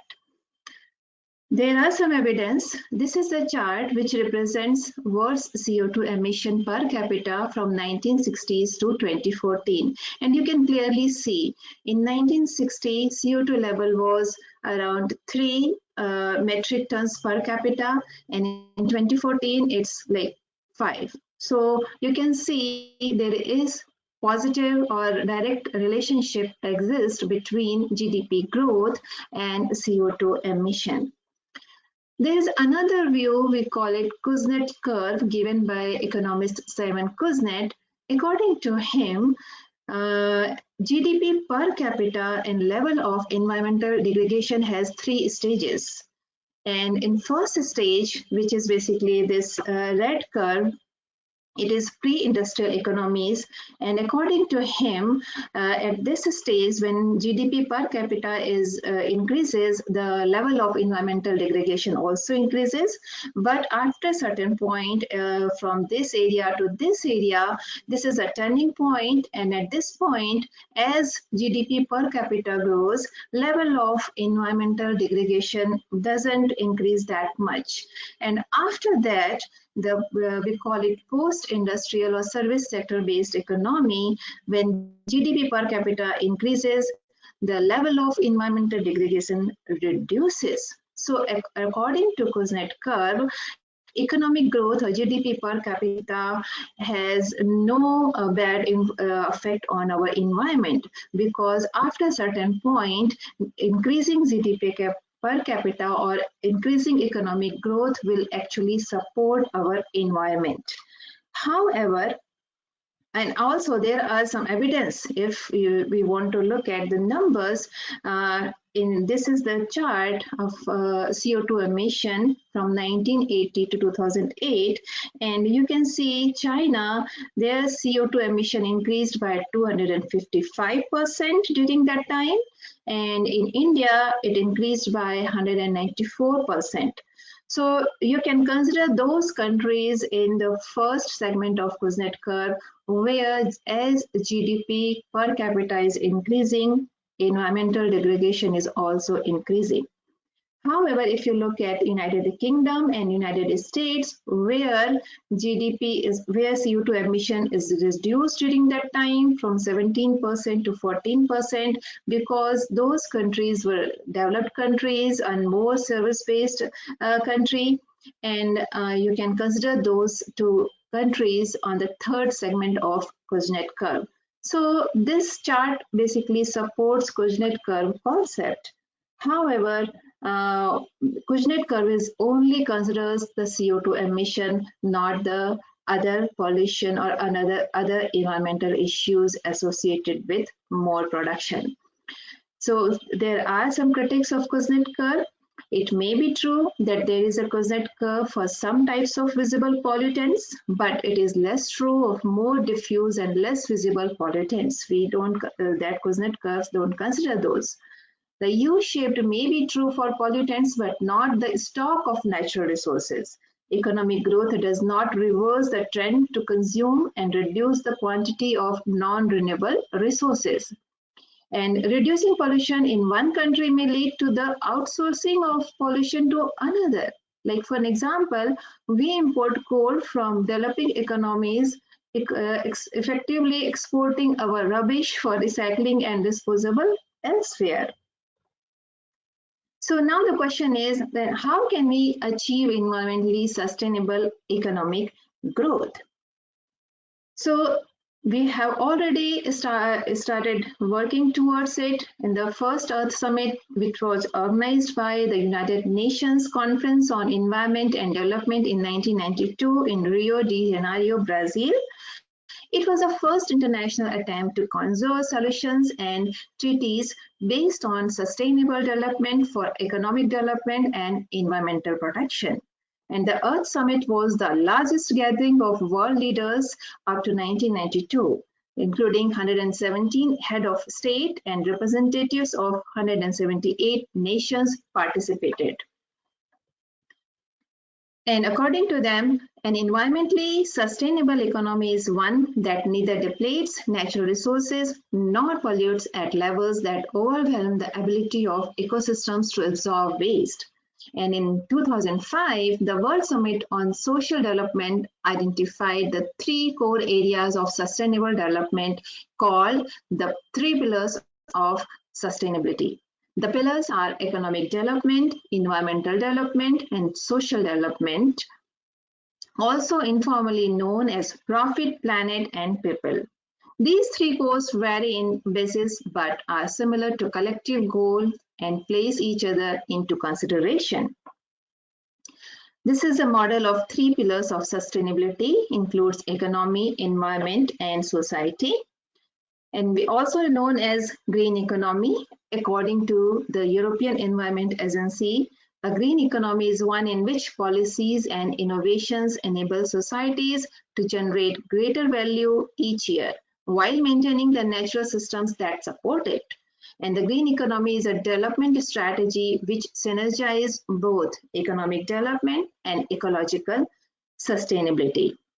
This is the model given by European Environment Agency for green economy.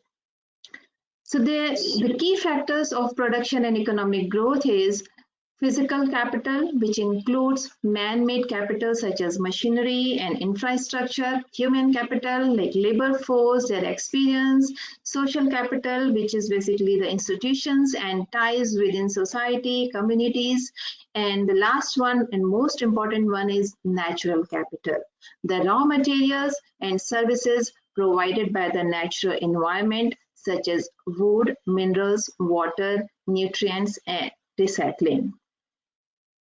So as we are moving or we want to have environmentally sustainable economy, now I'm going to share some technology that we can use in order to create a sustainable economy. And the first technology which is already in use, micro-farming, which is more like farming closer to where we have consumers. We also call it urban farming, and it is not more than 5 acres. It is less than that. Another technology that can be used in an economy is solar energy. There is no pollution associated with solar energy, and there is abundance of sun that we can be used to generate this energy. Then waste recycling.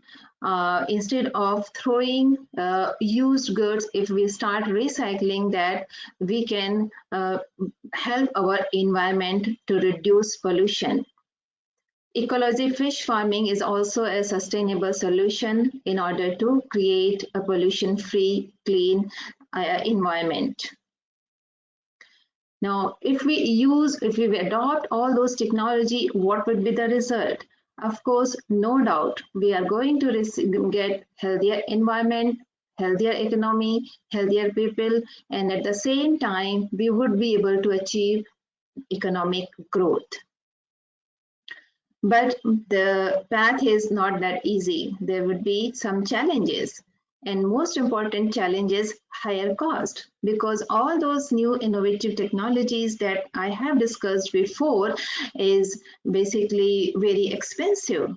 And initial cost is always very high. Like for an example, if you install solar panels, you have to spend lots of money.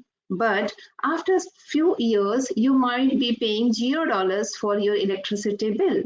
So the concept is initial spending or initial cost is high, but in the long run, it will be less expensive. And government can play a very important role here in order to encourage those technology by providing cheap loan to their consumers. Another challenge is lack of infrastructure.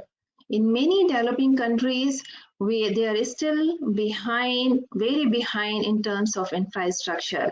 So for all those new innovative technology, first step is to how they develop their infrastructure so that they can adopt those policies. Like for an example, we do have electrical cars, but if you see the charging station, we do have charging station, but still compared to gas station, their numbers are still very low. So there is a need of building infrastructure which support green technology. But even though we have some challenges, but we can see in this world, countries, societies, individuals, they have started using those new technologies. And I am going to share some success stories. So first one is in British Columbia, carbon tax, our neighbor. In Canada, the federal government implemented a coordinated nationwide carbon price, beginning at $20 per ton of carbon dioxide equivalent emission in 2019 and rising to $50 per ton. So that's the first carbon tax. Then organic agriculture in Uganda. Uganda has taken important steps in transforming conventional agricultural production into an organic farming system with significant benefits for its economy, society, and for the environment. Then there is a sustainable urban planning in Brazil. The city of Curitiba in Brazil has successfully addressed urban challenges and increased pollution caused by the increasing population by implementing innovative systems.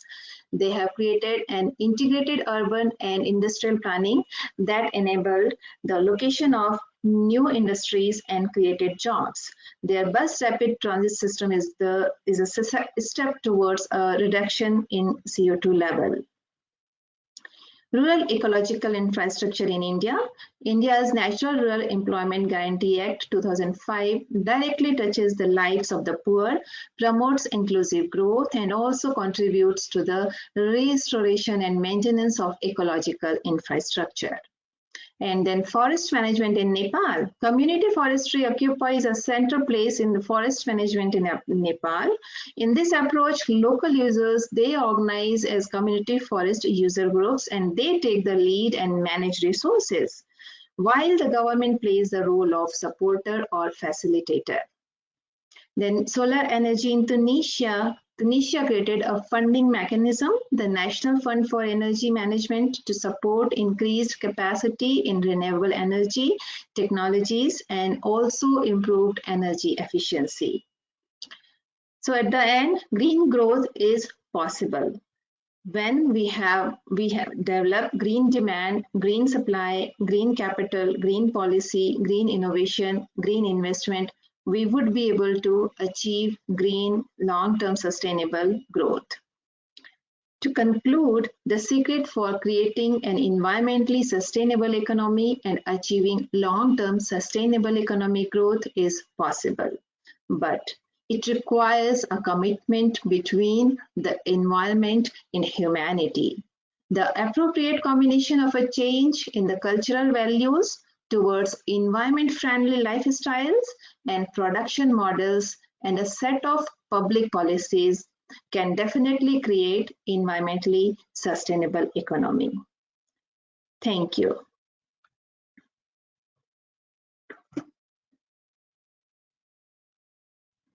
Now, our next presenter is, I would like to introduce Dr.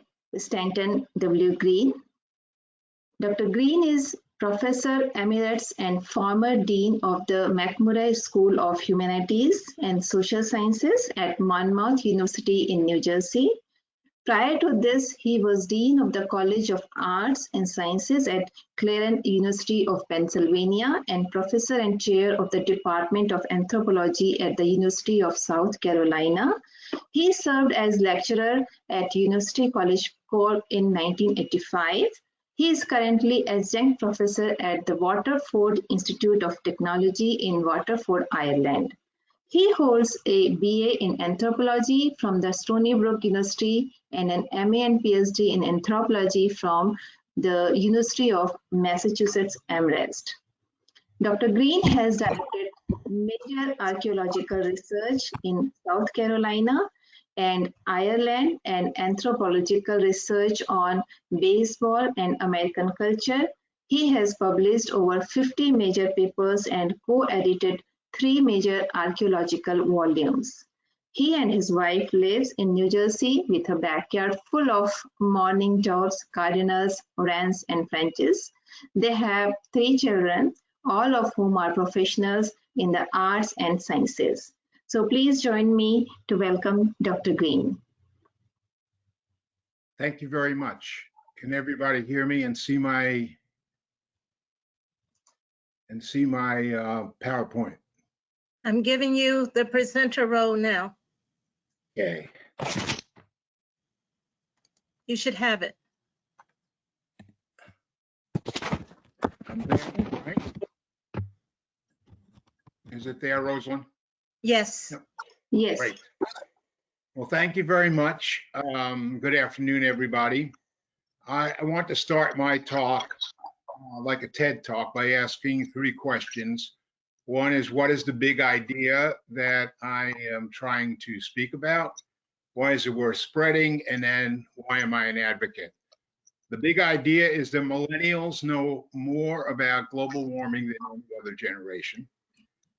The idea is worth spreading because I believe that we must connect with millennials and more recent generations to turn back global warming. And why am I an advocate? Well, I can give personal and professional reasons for that. I'm old enough to have been at the first Earth Day. I went to a seminar, a life-changing seminar with Amory Lovins in 1978 on energy conservation. I've taught millennials for 25 years, since the first cohort began college in the mid-1990s.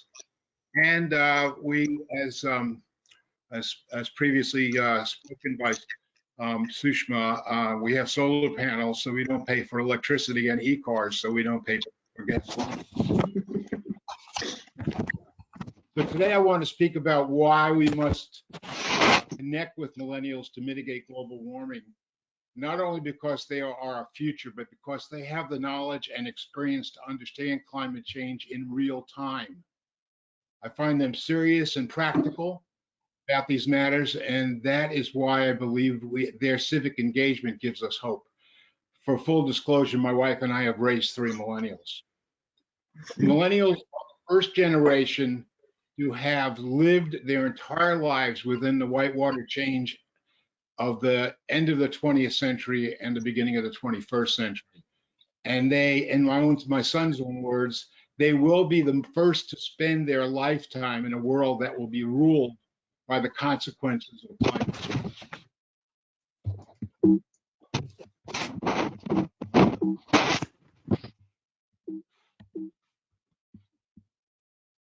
I'm sorry, I'm not getting my changing slides here. Oh dear.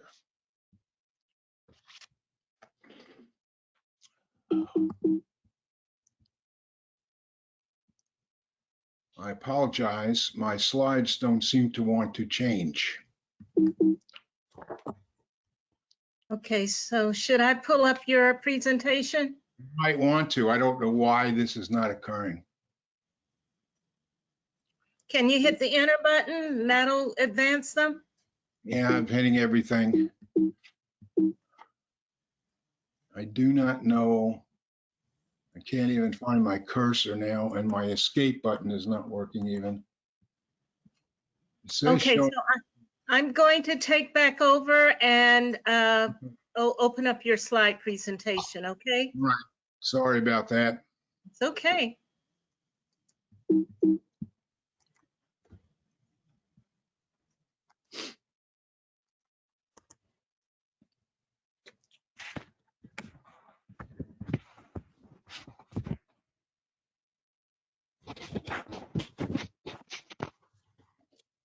Okay, so Okay, which you have it? slide? Yeah, can you hit the second slide? Will that work? Okay, is it up? Not on my screen. Uh-oh. Okay. Oh, there it is. Okay, All right. thank you. Okay, so let me give us a little historical context. As I said, millennials are the first generation that have grown up within the whitewater change of the 20th and 21st century, both in terms of computer technology and climate change awareness. Can I have the next slide, please?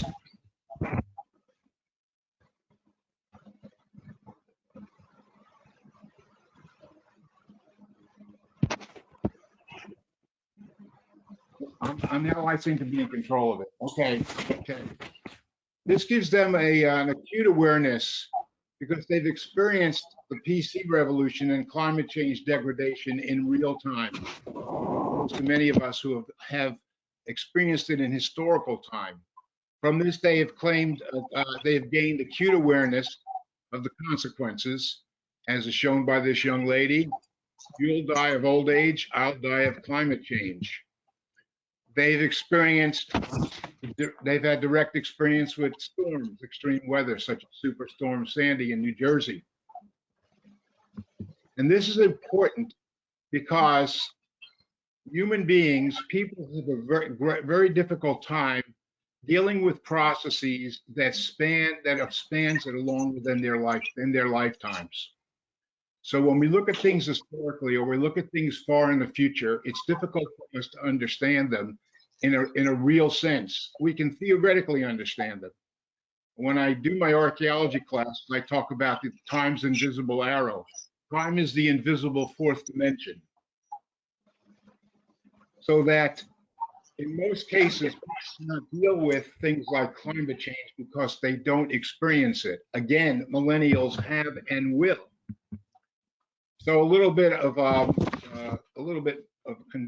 chronology here for those who aren't familiar with how we talk about millennials.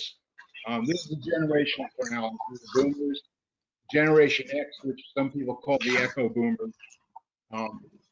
Then the millennials from 1981 through 1996, so they were originally called Generation Y. And then from 1996 to the present, we call that Generation Z. Now look at that as it compares to millennial tech, the technology during this period of time. It's just been basically 45 years since the first PC to the current time. And as you can see, the first PC was in 1975, the first smartphone in 1992, the first iPhone in 2007. So looking at it in a little bit different way, 1975, the first PCs. 1985 was a critical year. That was the first year that the World Wide Web went to the public. That is also early in the career, early in the millennial generation. What I tell my students when I speak to them about this is they have always, I've asked them if they've ever lived without the internet, and of course they have not. I point out to them that they're the first generation to have always lived within the matrix of the World Wide Web. They've always been connected to all parts of the planet. The world is at their fingertips for communication and information. They know of no other world, and we don't understand the world they do because their world is virtual. It's physical and virtual. If you look at the chronology of climate change actions, you'll see again how the millennials generation overlaps with, in fact, the growth of awareness and the development of worldwide action on climate change. It could be started a little earlier, but I have 1972 as the first year. That was when limits to growth simulation was developed at Dartmouth University by Jay Forrester. And they talked for the first time about the Earth's carrying capacity. How many people could the Earth support? And they did computer simulations on that. About 10 years later, the first millennials are born. And then you can follow this chart through to see a variety of other things that coincide with the generation that they have always lived with. Soft Energy Paths by Amy Levins, the man I studied with. 1979, that was a little bit before. 1989 was the first intergovernmental panel on climate change. In 1995, the first millennials enter high school. In 1999, the first millennials enter college. First cohort of collection of millennials graduated in 2003.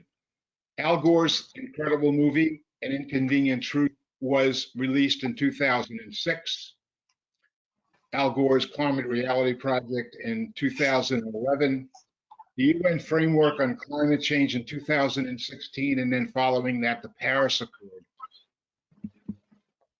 Today's students, Generation Z, entered school in 2012. The first Generation Z students graduated college in 2016. In 2017, the United States pulls out of the Paris Climate Accord.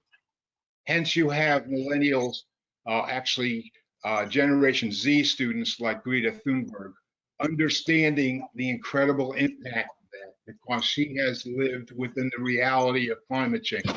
And she knows the foolishness of pulling out of a consensus of every country but the United States. Okay, so how do we understand this a little bit? I want to just very briefly talk to you a little bit about anthropology, because that's what I do for a living, and that's what I believe in as a way of seeing the world. For this, I will go very briefly over a very simple but very powerful model by Margaret Mead, who was the matriarch of anthropology. And she talked about culture change in terms of how generations change cultures. Traditional culture, what many of us think about when we think about the kinds of cultures that they call to study, grow up to be their grandparents. To be a successful adult means to become your grandparent. I begin my anthropology classes by asking my students, how well equipped do they feel they would be if they actually had the skills and knowledge of their grandparents? Not necessarily the values, which is a little different, the beliefs and the morality and so forth, but the skills and the knowledge. And of course, not very prepared. Modern culture, which is what I sort of grew up with, many of us probably did in that period, growing up to be your parent. But then the generation gap occurs in the late 1960s, when in fact being your parent is no longer the way to become a successful adult. My father, for example, was a linotype operator. Linotype machines were the way we used to print newspapers. They don't even exist anymore, except a few of them in museums. He went to a vocational high school. I went to graduate school. If I had grown up to be a linotype operator like my father and my uncle, in other words, like my parents' generation, how prepared would I have been for my life? And then there's the postmodern culture, what Mead would call the postmodern culture, where you grow up with little generational guidance because you are basically a pioneer in an unknowable temporal frontier. And there you have to rely on peer learning and you have the internet. Robert Bly calls this generation or this type of society a sibling society because basically people learn from their peers. I'm also reminded of one of my favorite singer-songwriters, Richie Havens, who at Woodstock, which some people consider to have been a flashpoint or a tipping point with regard to when in fact we changed from modern to postmodern. He sang the song Motherless Child. Sometimes I feel like a motherless child. What is he saying there? He's saying there that he's a pioneer, he's living in a world and really has no motherly guidance. There's no parental guidance. There's nothing his parents can do to actually tell him, in fact, what the future is going to be like. I often talk to the classes and to university classes about universities when I started teaching, where of course was before the PCs and before the internet. Now, if you go to a university or if you're applying to a university, you apply through the website. There was no such thing as a website 40 years ago. In fact, now we have entire departments and industries built upon web, technical, software, hardware, and so forth. So the Margaret Mead model kind of shows you how generations change, how culture changes via generations. So how do we connect with today's students? And I want to give a very hopeful approach to this. My view, again, going back to my original questions, why is this idea important? Because today's students know a lot about the world and about climate change in ways that we do not. So the first thing we have to do as educators, as people of the previous generations, as parents, as teachers, as mentors, as role models, is acknowledge what our students know. Second, we have to teach them the tools and give them the confidence to advocate what they know. People like Greta Thunberg, she knows how to advocate. Many of our students, and I assume the teachers and educators among the participants, know that one of the things many students lack is confidence, and I certainly did when I went to college. It's our job basically to give them the tools and the confidence so they can advocate. They already know, for example, that climate change is a fact, not a theory. We don't have to teach them that because they know that. They also know that climate justice is social justice. They understand more than earlier generations, and especially today when so much inequality has been has been revealed via the various, via the George Floyd murder and Black Lives Matter, via climate change and via the pandemic, that the world isn't fair and that all of these matters affect different people differently. And the people, some people are in much more dangerous places than others, both geographically and socially and economically. They understand climate justice as social justice. I refer them to Mary Robinson, the wonderful first woman president of Ireland, who has since worked at the UN on, in fact, climate justice. She has a wonderful little book she wrote about it. And the students really connect with that because they already know that. So what do they need to learn? Okay. The first thing they have to learn is that James Inhofe, the senator who brought the snowball to Congress, doesn't understand the difference between weather and climate. Climate change does not mean, or global warming does not mean that, in fact, everywhere is going to get warmer all the time. They have to understand the difference between weather and climate.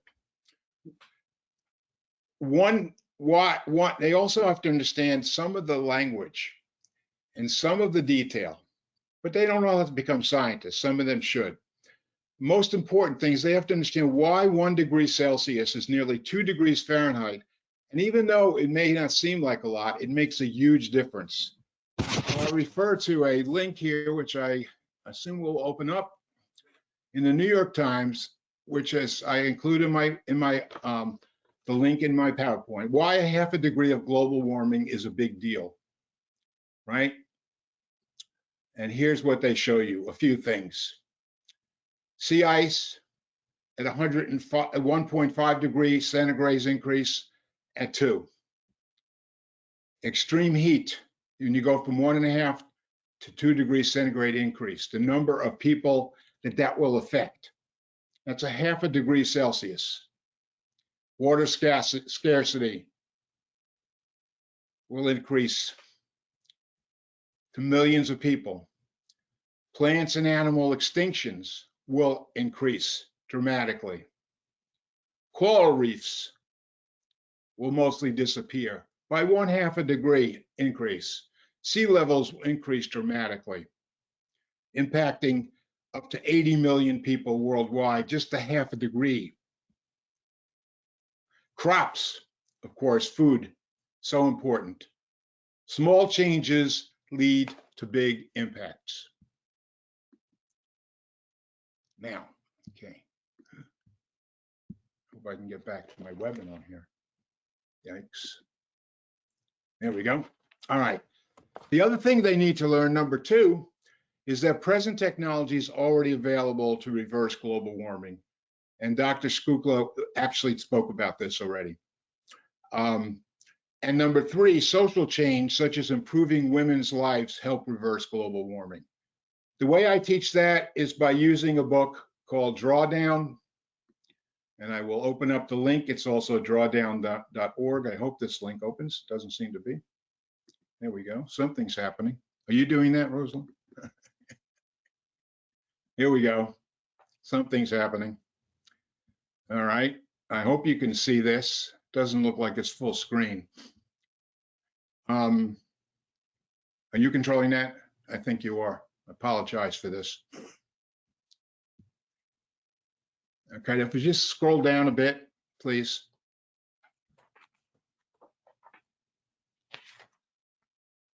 There we go. Just stop there. You can just go back up to those boxes a little bit further.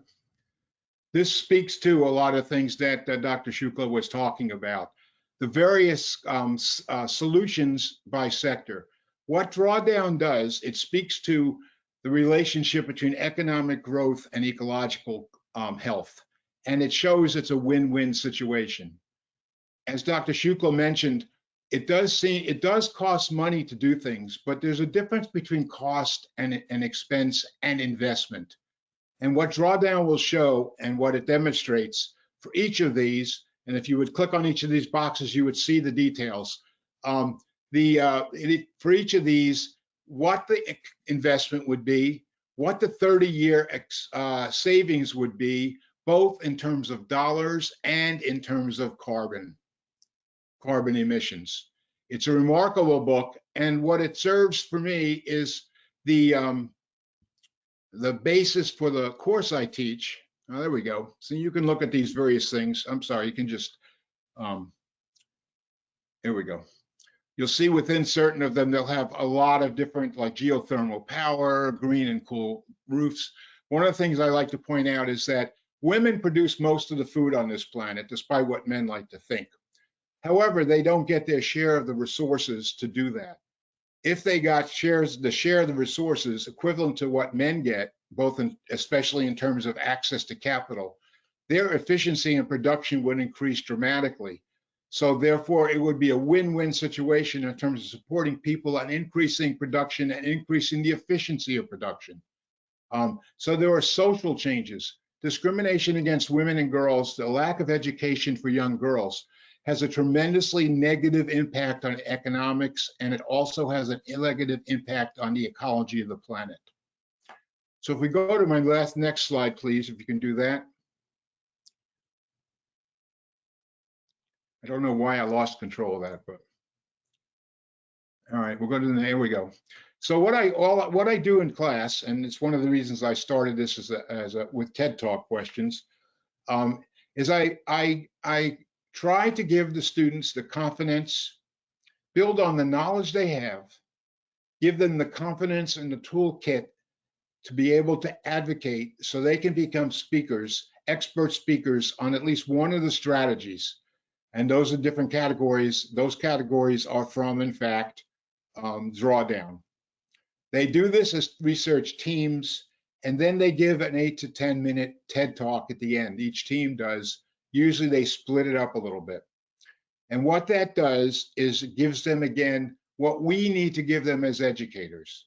We need to give them not really the knowledge of our situation, because in many ways they have it more than we do, because they have it in real time, as opposed to historic time or future time. They're living it, but they need to be able to develop their voices and the tools to advocate. And that is really the key as an educator, to helping and connecting with millennials and beyond. Next slide, please. It's a very brief overview. I hope I've teased a couple of you into looking especially at maybe that New York Times article and the drawdown, and also a little bit of a shameless plug for my website, Out of the Box Education Solutions, which is outoftheboxeducation.org, where I have some of my other writings. I'll probably post this PowerPoint and some other things that I've written about this and other aspects. So I thank you for your attention, and thank you for participating. And as I take a breath, it's my pleasure to introduce our next speaker. No? Can you not hear me? Yes, we can hear you. Yes. All right. So it's my pleasure to beat the Thank same. you, ma'am. Good, okay. It's my pleasure to introduce our final speaker, Dr. Babita Srivastava, who is a researcher and professor at William Paterson University in Wayne, New Jersey, and DeSales University. She obtained her master's and doctoral degrees in economics from the University of Allahabad in India. Dr. Srivastava's research interest focuses on renewable energy. She's published her research internationally, and she's frequently invited to make presentations at national and international conferences. One particularly pertinent publication to today's topic is Solar Energy Generation in Uttar Pradesh, India, using the United States of America as a model, which she published in the International Journal of Advances in Social Science and Humanities. He teaches various college-level courses in economics, for which he is the recipient of several awards of recognition for her creative and innovative teaching style. As a master teacher, she is the author of an article entitled "Promoting Cultural Diversity in the Classroom: How Teachers Can Create Inclusivity for Multicultural Students." I'm most pleased to welcome Dr. Babita Srivastava for her presentation. Thank you, Professor Green. And good afternoon, everyone. Today, I'm going to talk about toxic pollution in India using policy, education, and green energy to increase air quality. Next slide, please. This is my presentation overview. Pollution and air quality in India, India's green growth challenges, government role and involvement, role of the UN and WHO, ecological footprint and human development, public and private sectors, keys of renewable energy solution to curb pollution, the people's awareness and contribution, and conclusion. Very first, I would like to talk to you about the pollution in India. India is a developing country, is a South Asian country, and you can say like it's a very ancient 5,000 old country, India. And these days, I tell you one example, India's capital, New Delhi. Over there, if morning time you are going to your work and using white collar shirt, it's white color, okay? While you're coming back from work, that your shirt collar become black. Now you can see how much pollution over there, especially air pollution. It's really kind of harm and not good for health. And at the same time, most of garbage, all these things going to be through in the water. So over there, you can say like a big pollution over there, air wise and even water wise. And for forest, now this time, before I think 1 decade before, is a humongous problem. So many tree cutting. They did not care about pollution or air or health. They keep cutting. Now I think is awareness going on, but we are really getting so many problems because it's already so many trees already cut it out. Can you see next slide, please? Can you go next slide? Yeah. So let me talk about water. I tell you, like in the late 90s, when I was in college, over there, we used to drink water from the tap, well water. We do not know bottled water. That water was that clean. No need to worry. We no need to worry about carrying bottled water. But time changed. Now these days, if we 21st century, not 2020, you can say we cannot even cook our food in the regular water because you can see that much pollution over there. Cooking things, even something if we want to cook like rice, grain, it's very hard to cook because water is so hard, so polluted. It is really different now. Just 2 decades before, water was so clear. Now, time changing, water pollution become more and more. And I just say one more thing, climate change. 90s time, I know one topic was very like important, that time ozone layer. Like ozone layer kind of become melting and the water is going to be all glaciers going to melt.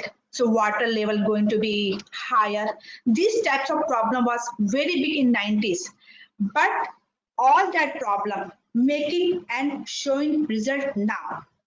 Just I tell you, before 2 decades, India's weather was like that.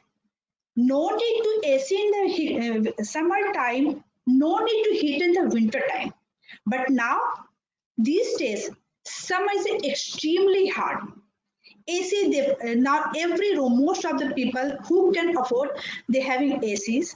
And at the same time, who can afford their heater because extremely cold and extremely hot now. Can you change, please? Now, here's a topic I'm talking about energy.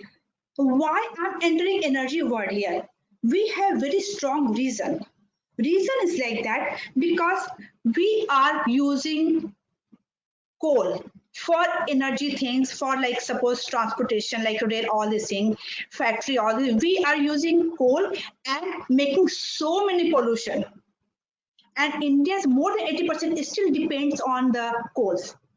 All these things making so many pollution. So new result arriving is energy, which is we can call renewable energy, where we can use and we can get better result.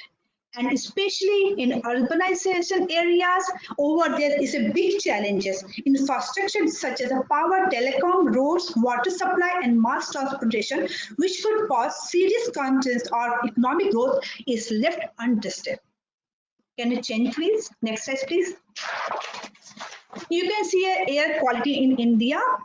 I showed you like a 2019 all like 12 months, but in 2020s, you can say I just went like January, February, and March. The reason is a very common. March, pandemic arrived. So March late, most factories always become closed due to lockdown.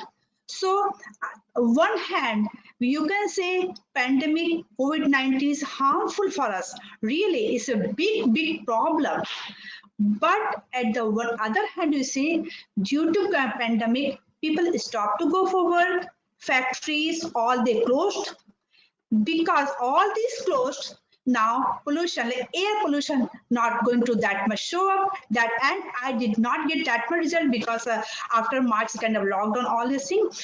And I tell you one thing, please. In India, one mountain is a very famous name is a Himalaya.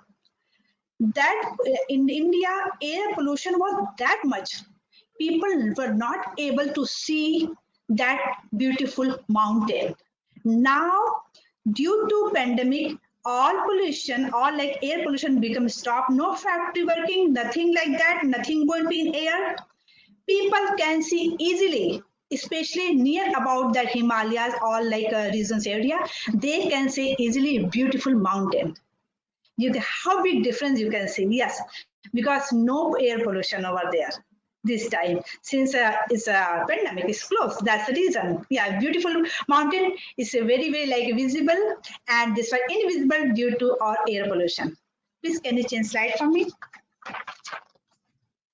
This is a air quality indicators, you can say. Of course, green is a very good, best. And but you can say green is a very small, and of course you can say if you go very bottom, which is a kind of bottom to purple, which is not good for us. Of course, this is a air quality indicators. Next slide, please. Now here's the question: government role and involvement. Is this important? Of course, this is important, because here's the thing: sometimes we are human. If we get choice, should we do? Should we not? We are not going to do that. Everybody not nice like you and me.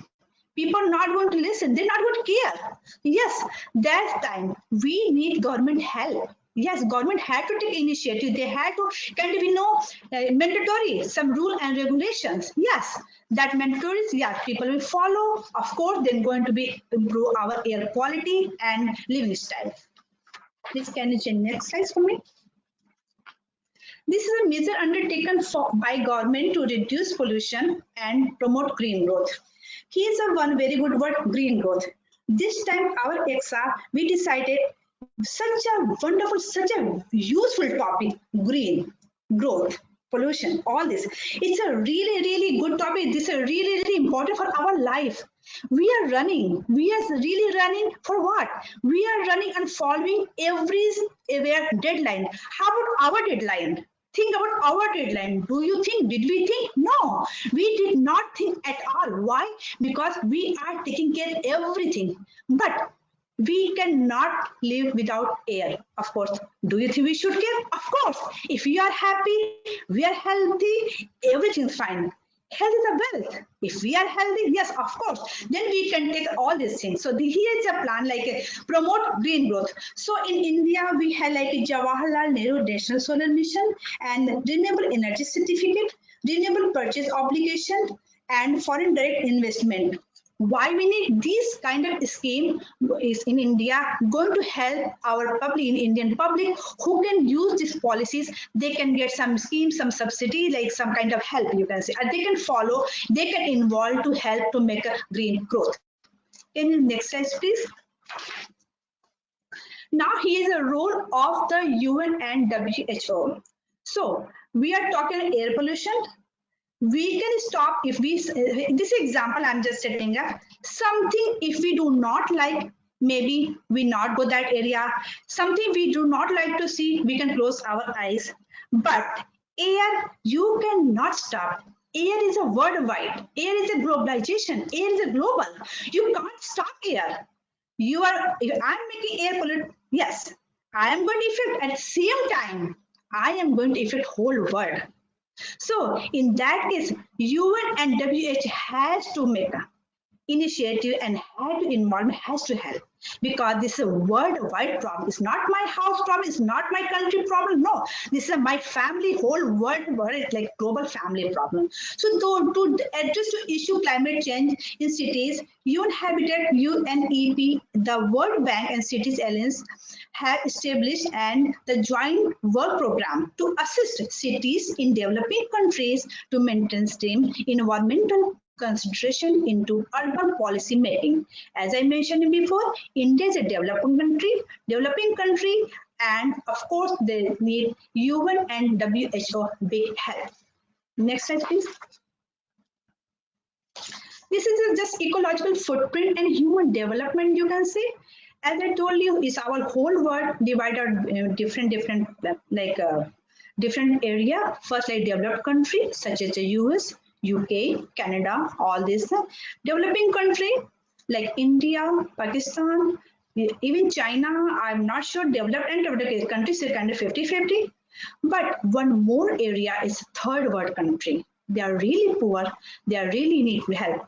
Besides that, even you can see in India here is very bottom, especially Brazil, Russia, India, China is a not very good condition, and at the same time US, Europe, of course you can see the top of them.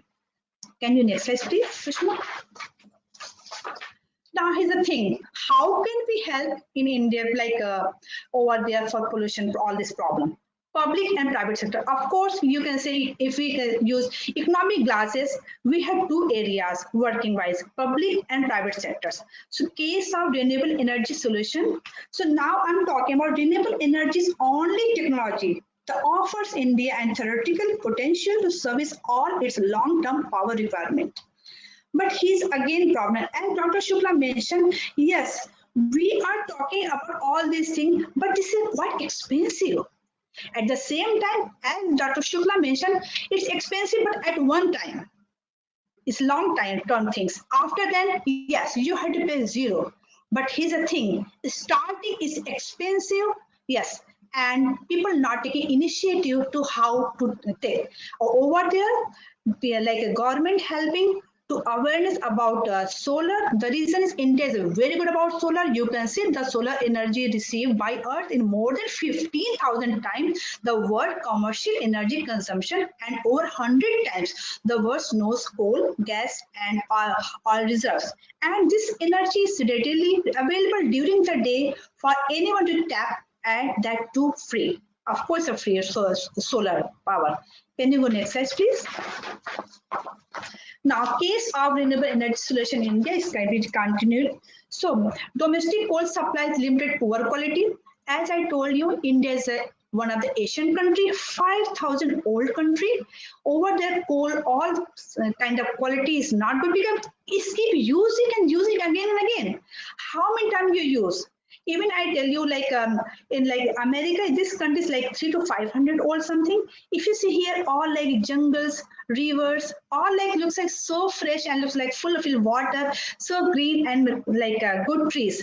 But in India, even rivers, they become drying and changing the places because they keep moving due to like all dryness, and jungle like become, as I told you 2 decades before, like people were not caring, jungle be like a trees become keep cutting, and this kind of problem.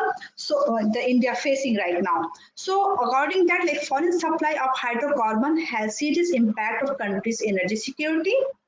Renewable energy sources are not depleted. Are renewable energy not polluting? This word is point to be noted. This is the most important point. Renewable energy is not polluted.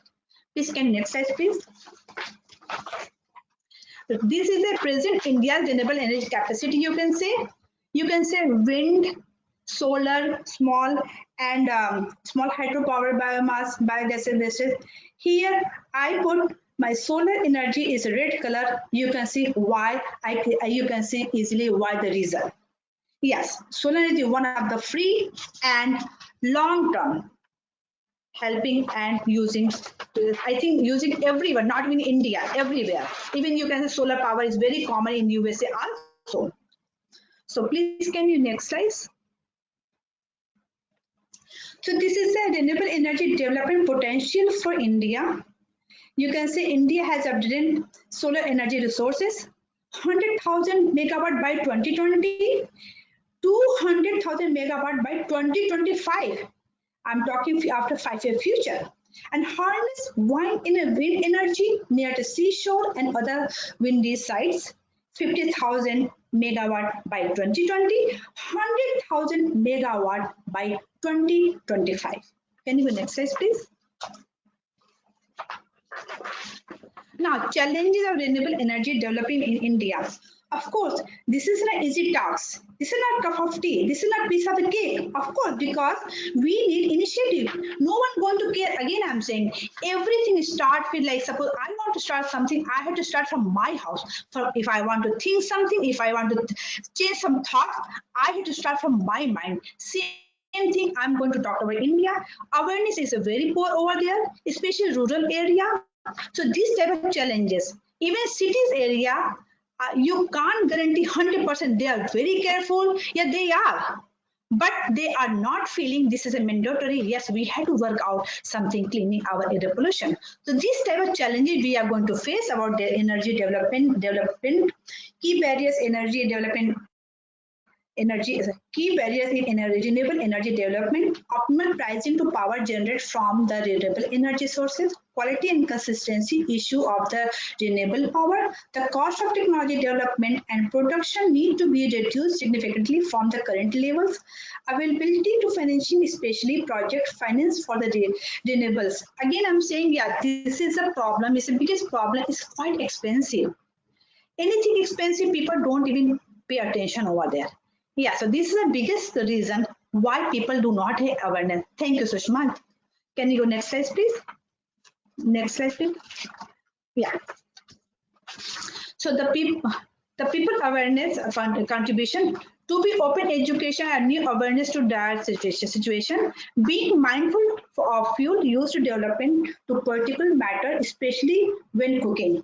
So again, I'm saying I would suggest like especially rural area over there, people use wood for cooking food, and the wood become again making pollution because of going to air, and even not even that, people even educated, but some family still, especially women, especially they are not that educated, they not care, they do not know what's going to harmful for them. So they need to be like kind of, I could suggest like some kind of camping, some like government, some initiative, some kind of like a help, some schemes, these types of full, like they had to make awareness, they had to talk about all these things, how harmful for our generation, what we are going to give to our generation, what we are going to use today, fine, we are taking, okay, we are cooking food, we are using that, we are making pollution, that's fine, but okay, fine. So do you think this is a good gift for our generation? This is not injustice for our generation. Yeah, this is this type of thing. We should talk to them. We should tell to them, yes, how important you are, your cooking, your all this thing, how big your contribution to making polluted this air. Can next slide, please? Now, this is my conclusion. India is seriously investing in green growth. Energy crisis is one of the major hurdles for green growth. Renewable energy, especially solar energy, could be an answer for India's increasing demand. Government and private sectors have taken a strong measure to promote renewable energy. This is all is my conclusion. Beside all these things, despite that, one thing we have to notice, India is a developing country. Still, they are running with old shoes. We are using old umbrella, which is not success. We need to change our shoes, especially now we are facing one another problem. That problem, pandemic. COVID-19 problem or pollution problem, both either one, they are going to affect our health. And I told you, health is a wealth. We already facing one pollution problem. Now new problem we are facing, and we are crossing our finger. We are going to very soon finish the pandemic problem. However, we are had to aware. We had to finish. We had to solve our air problem. Also, that way we can do green growth. We can do green energy. We can make whole world is a green world. Thank you. Thank you, everyone. Thank you all attendees for attending this colloquy. That's wonderful. Our next colloquy will be in September. I hope you will be joining that one also. Now, I would like to invite Professor King and Professor Sushma, please this time to question and answer panel. Please welcome to Professor King and Professor Sushma. Okay. Yes, thank you. Thank you all. This was very enriching, such informative presentations. I thank my colleagues for being such great scholars. I thank the audience for hanging in there with us. This is a learning curve for us all. So we kind of misgauged the time required. Usually this conference takes place in a 2-day format. So we were trying to squeeze a lot into two and a half hours. And so we missed the mark a little bit, but we thank you for hanging in there with us as we learn technology to transition to doing some of this work online, especially now during the virus. I'm looking in the question section to see if anyone has questions. You can also, and I'm going to open up chat to see if anybody has indicated anything there. If you would like to ask a question, please feel free to do that now to any of our presenters today, or for any general questions about ECCSSA. I will pause for about 2 minutes to see if anyone has a question that they would like to answer, have an answer to. So we still have a substantial group of people here with us. If you have some questions for us, we would like to answer them. So 2 minutes I'll give you, and then we'll kind of say some closing remarks and invite you to our next colloquy.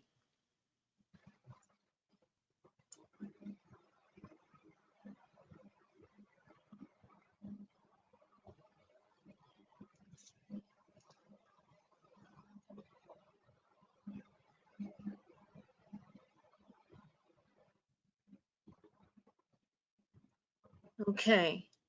Sushma, do you see anything on your end? I don't. No, I do not see. All right. I appreciate the information. Okay. All right. And from Florence, I just wanted to say thank you to the presenters. Thank you for sharing with us. It is our pleasure. We thank you for attending today, and we hope to see you in the future. So I'm assuming that this is a lot of information to take in. At our face-to-face conference, we have time after each presentation to have that dialogue. We didn't want to get caught up into that online until we can figure out this online model and the format for that and what works best.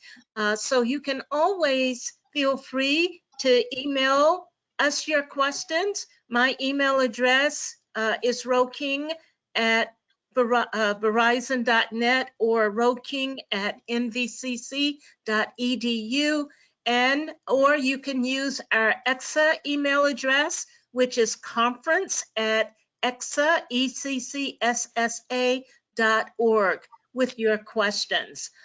So we thank everyone for their attention today, for taking out the time to join us, and we hope to see you in the future. Don't forget our social media platforms. Find us there and friend us.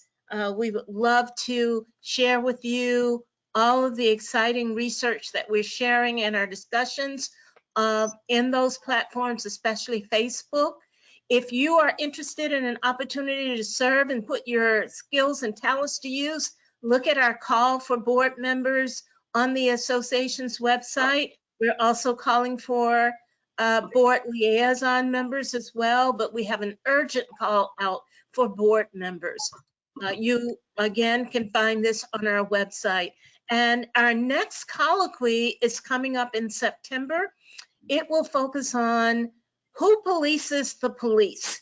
It is going to be a presentation presented by distinguished scholar Dr. Jean Grabner from Northern Essex Community College in Buffalo. I think he's one of our board emeritus members, and he will be discussing the class character of policing, police culture, and the infiltration of the police, and to some extent talking about the similarities and contrasts with the military, represented by some white supremacists. He will also address other issues like all of the discussion around defunding the police, issues of social defense, and intersectionality versus identity politics, and the central role of the working class. So that should be a very informative talk. It will take place on September 24th on a Thursday evening from 7 until, hopefully 7 until 8 p.m. But here again, it may run over a little bit if we have discussion. So let's just say, mark your calendars and save the date from 7 until about 8:30 p.m. On that note, again, we thank you all for your attention and time, and we look forward to your joining us again. And don't forget, as I said in the beginning, if you have a topic of interest and you would like to be a presenter on one of our colloquies related around our conference theme for 2021, please get in touch with us. We would love to feature you. Again, thank you and have a great evening. Take care now.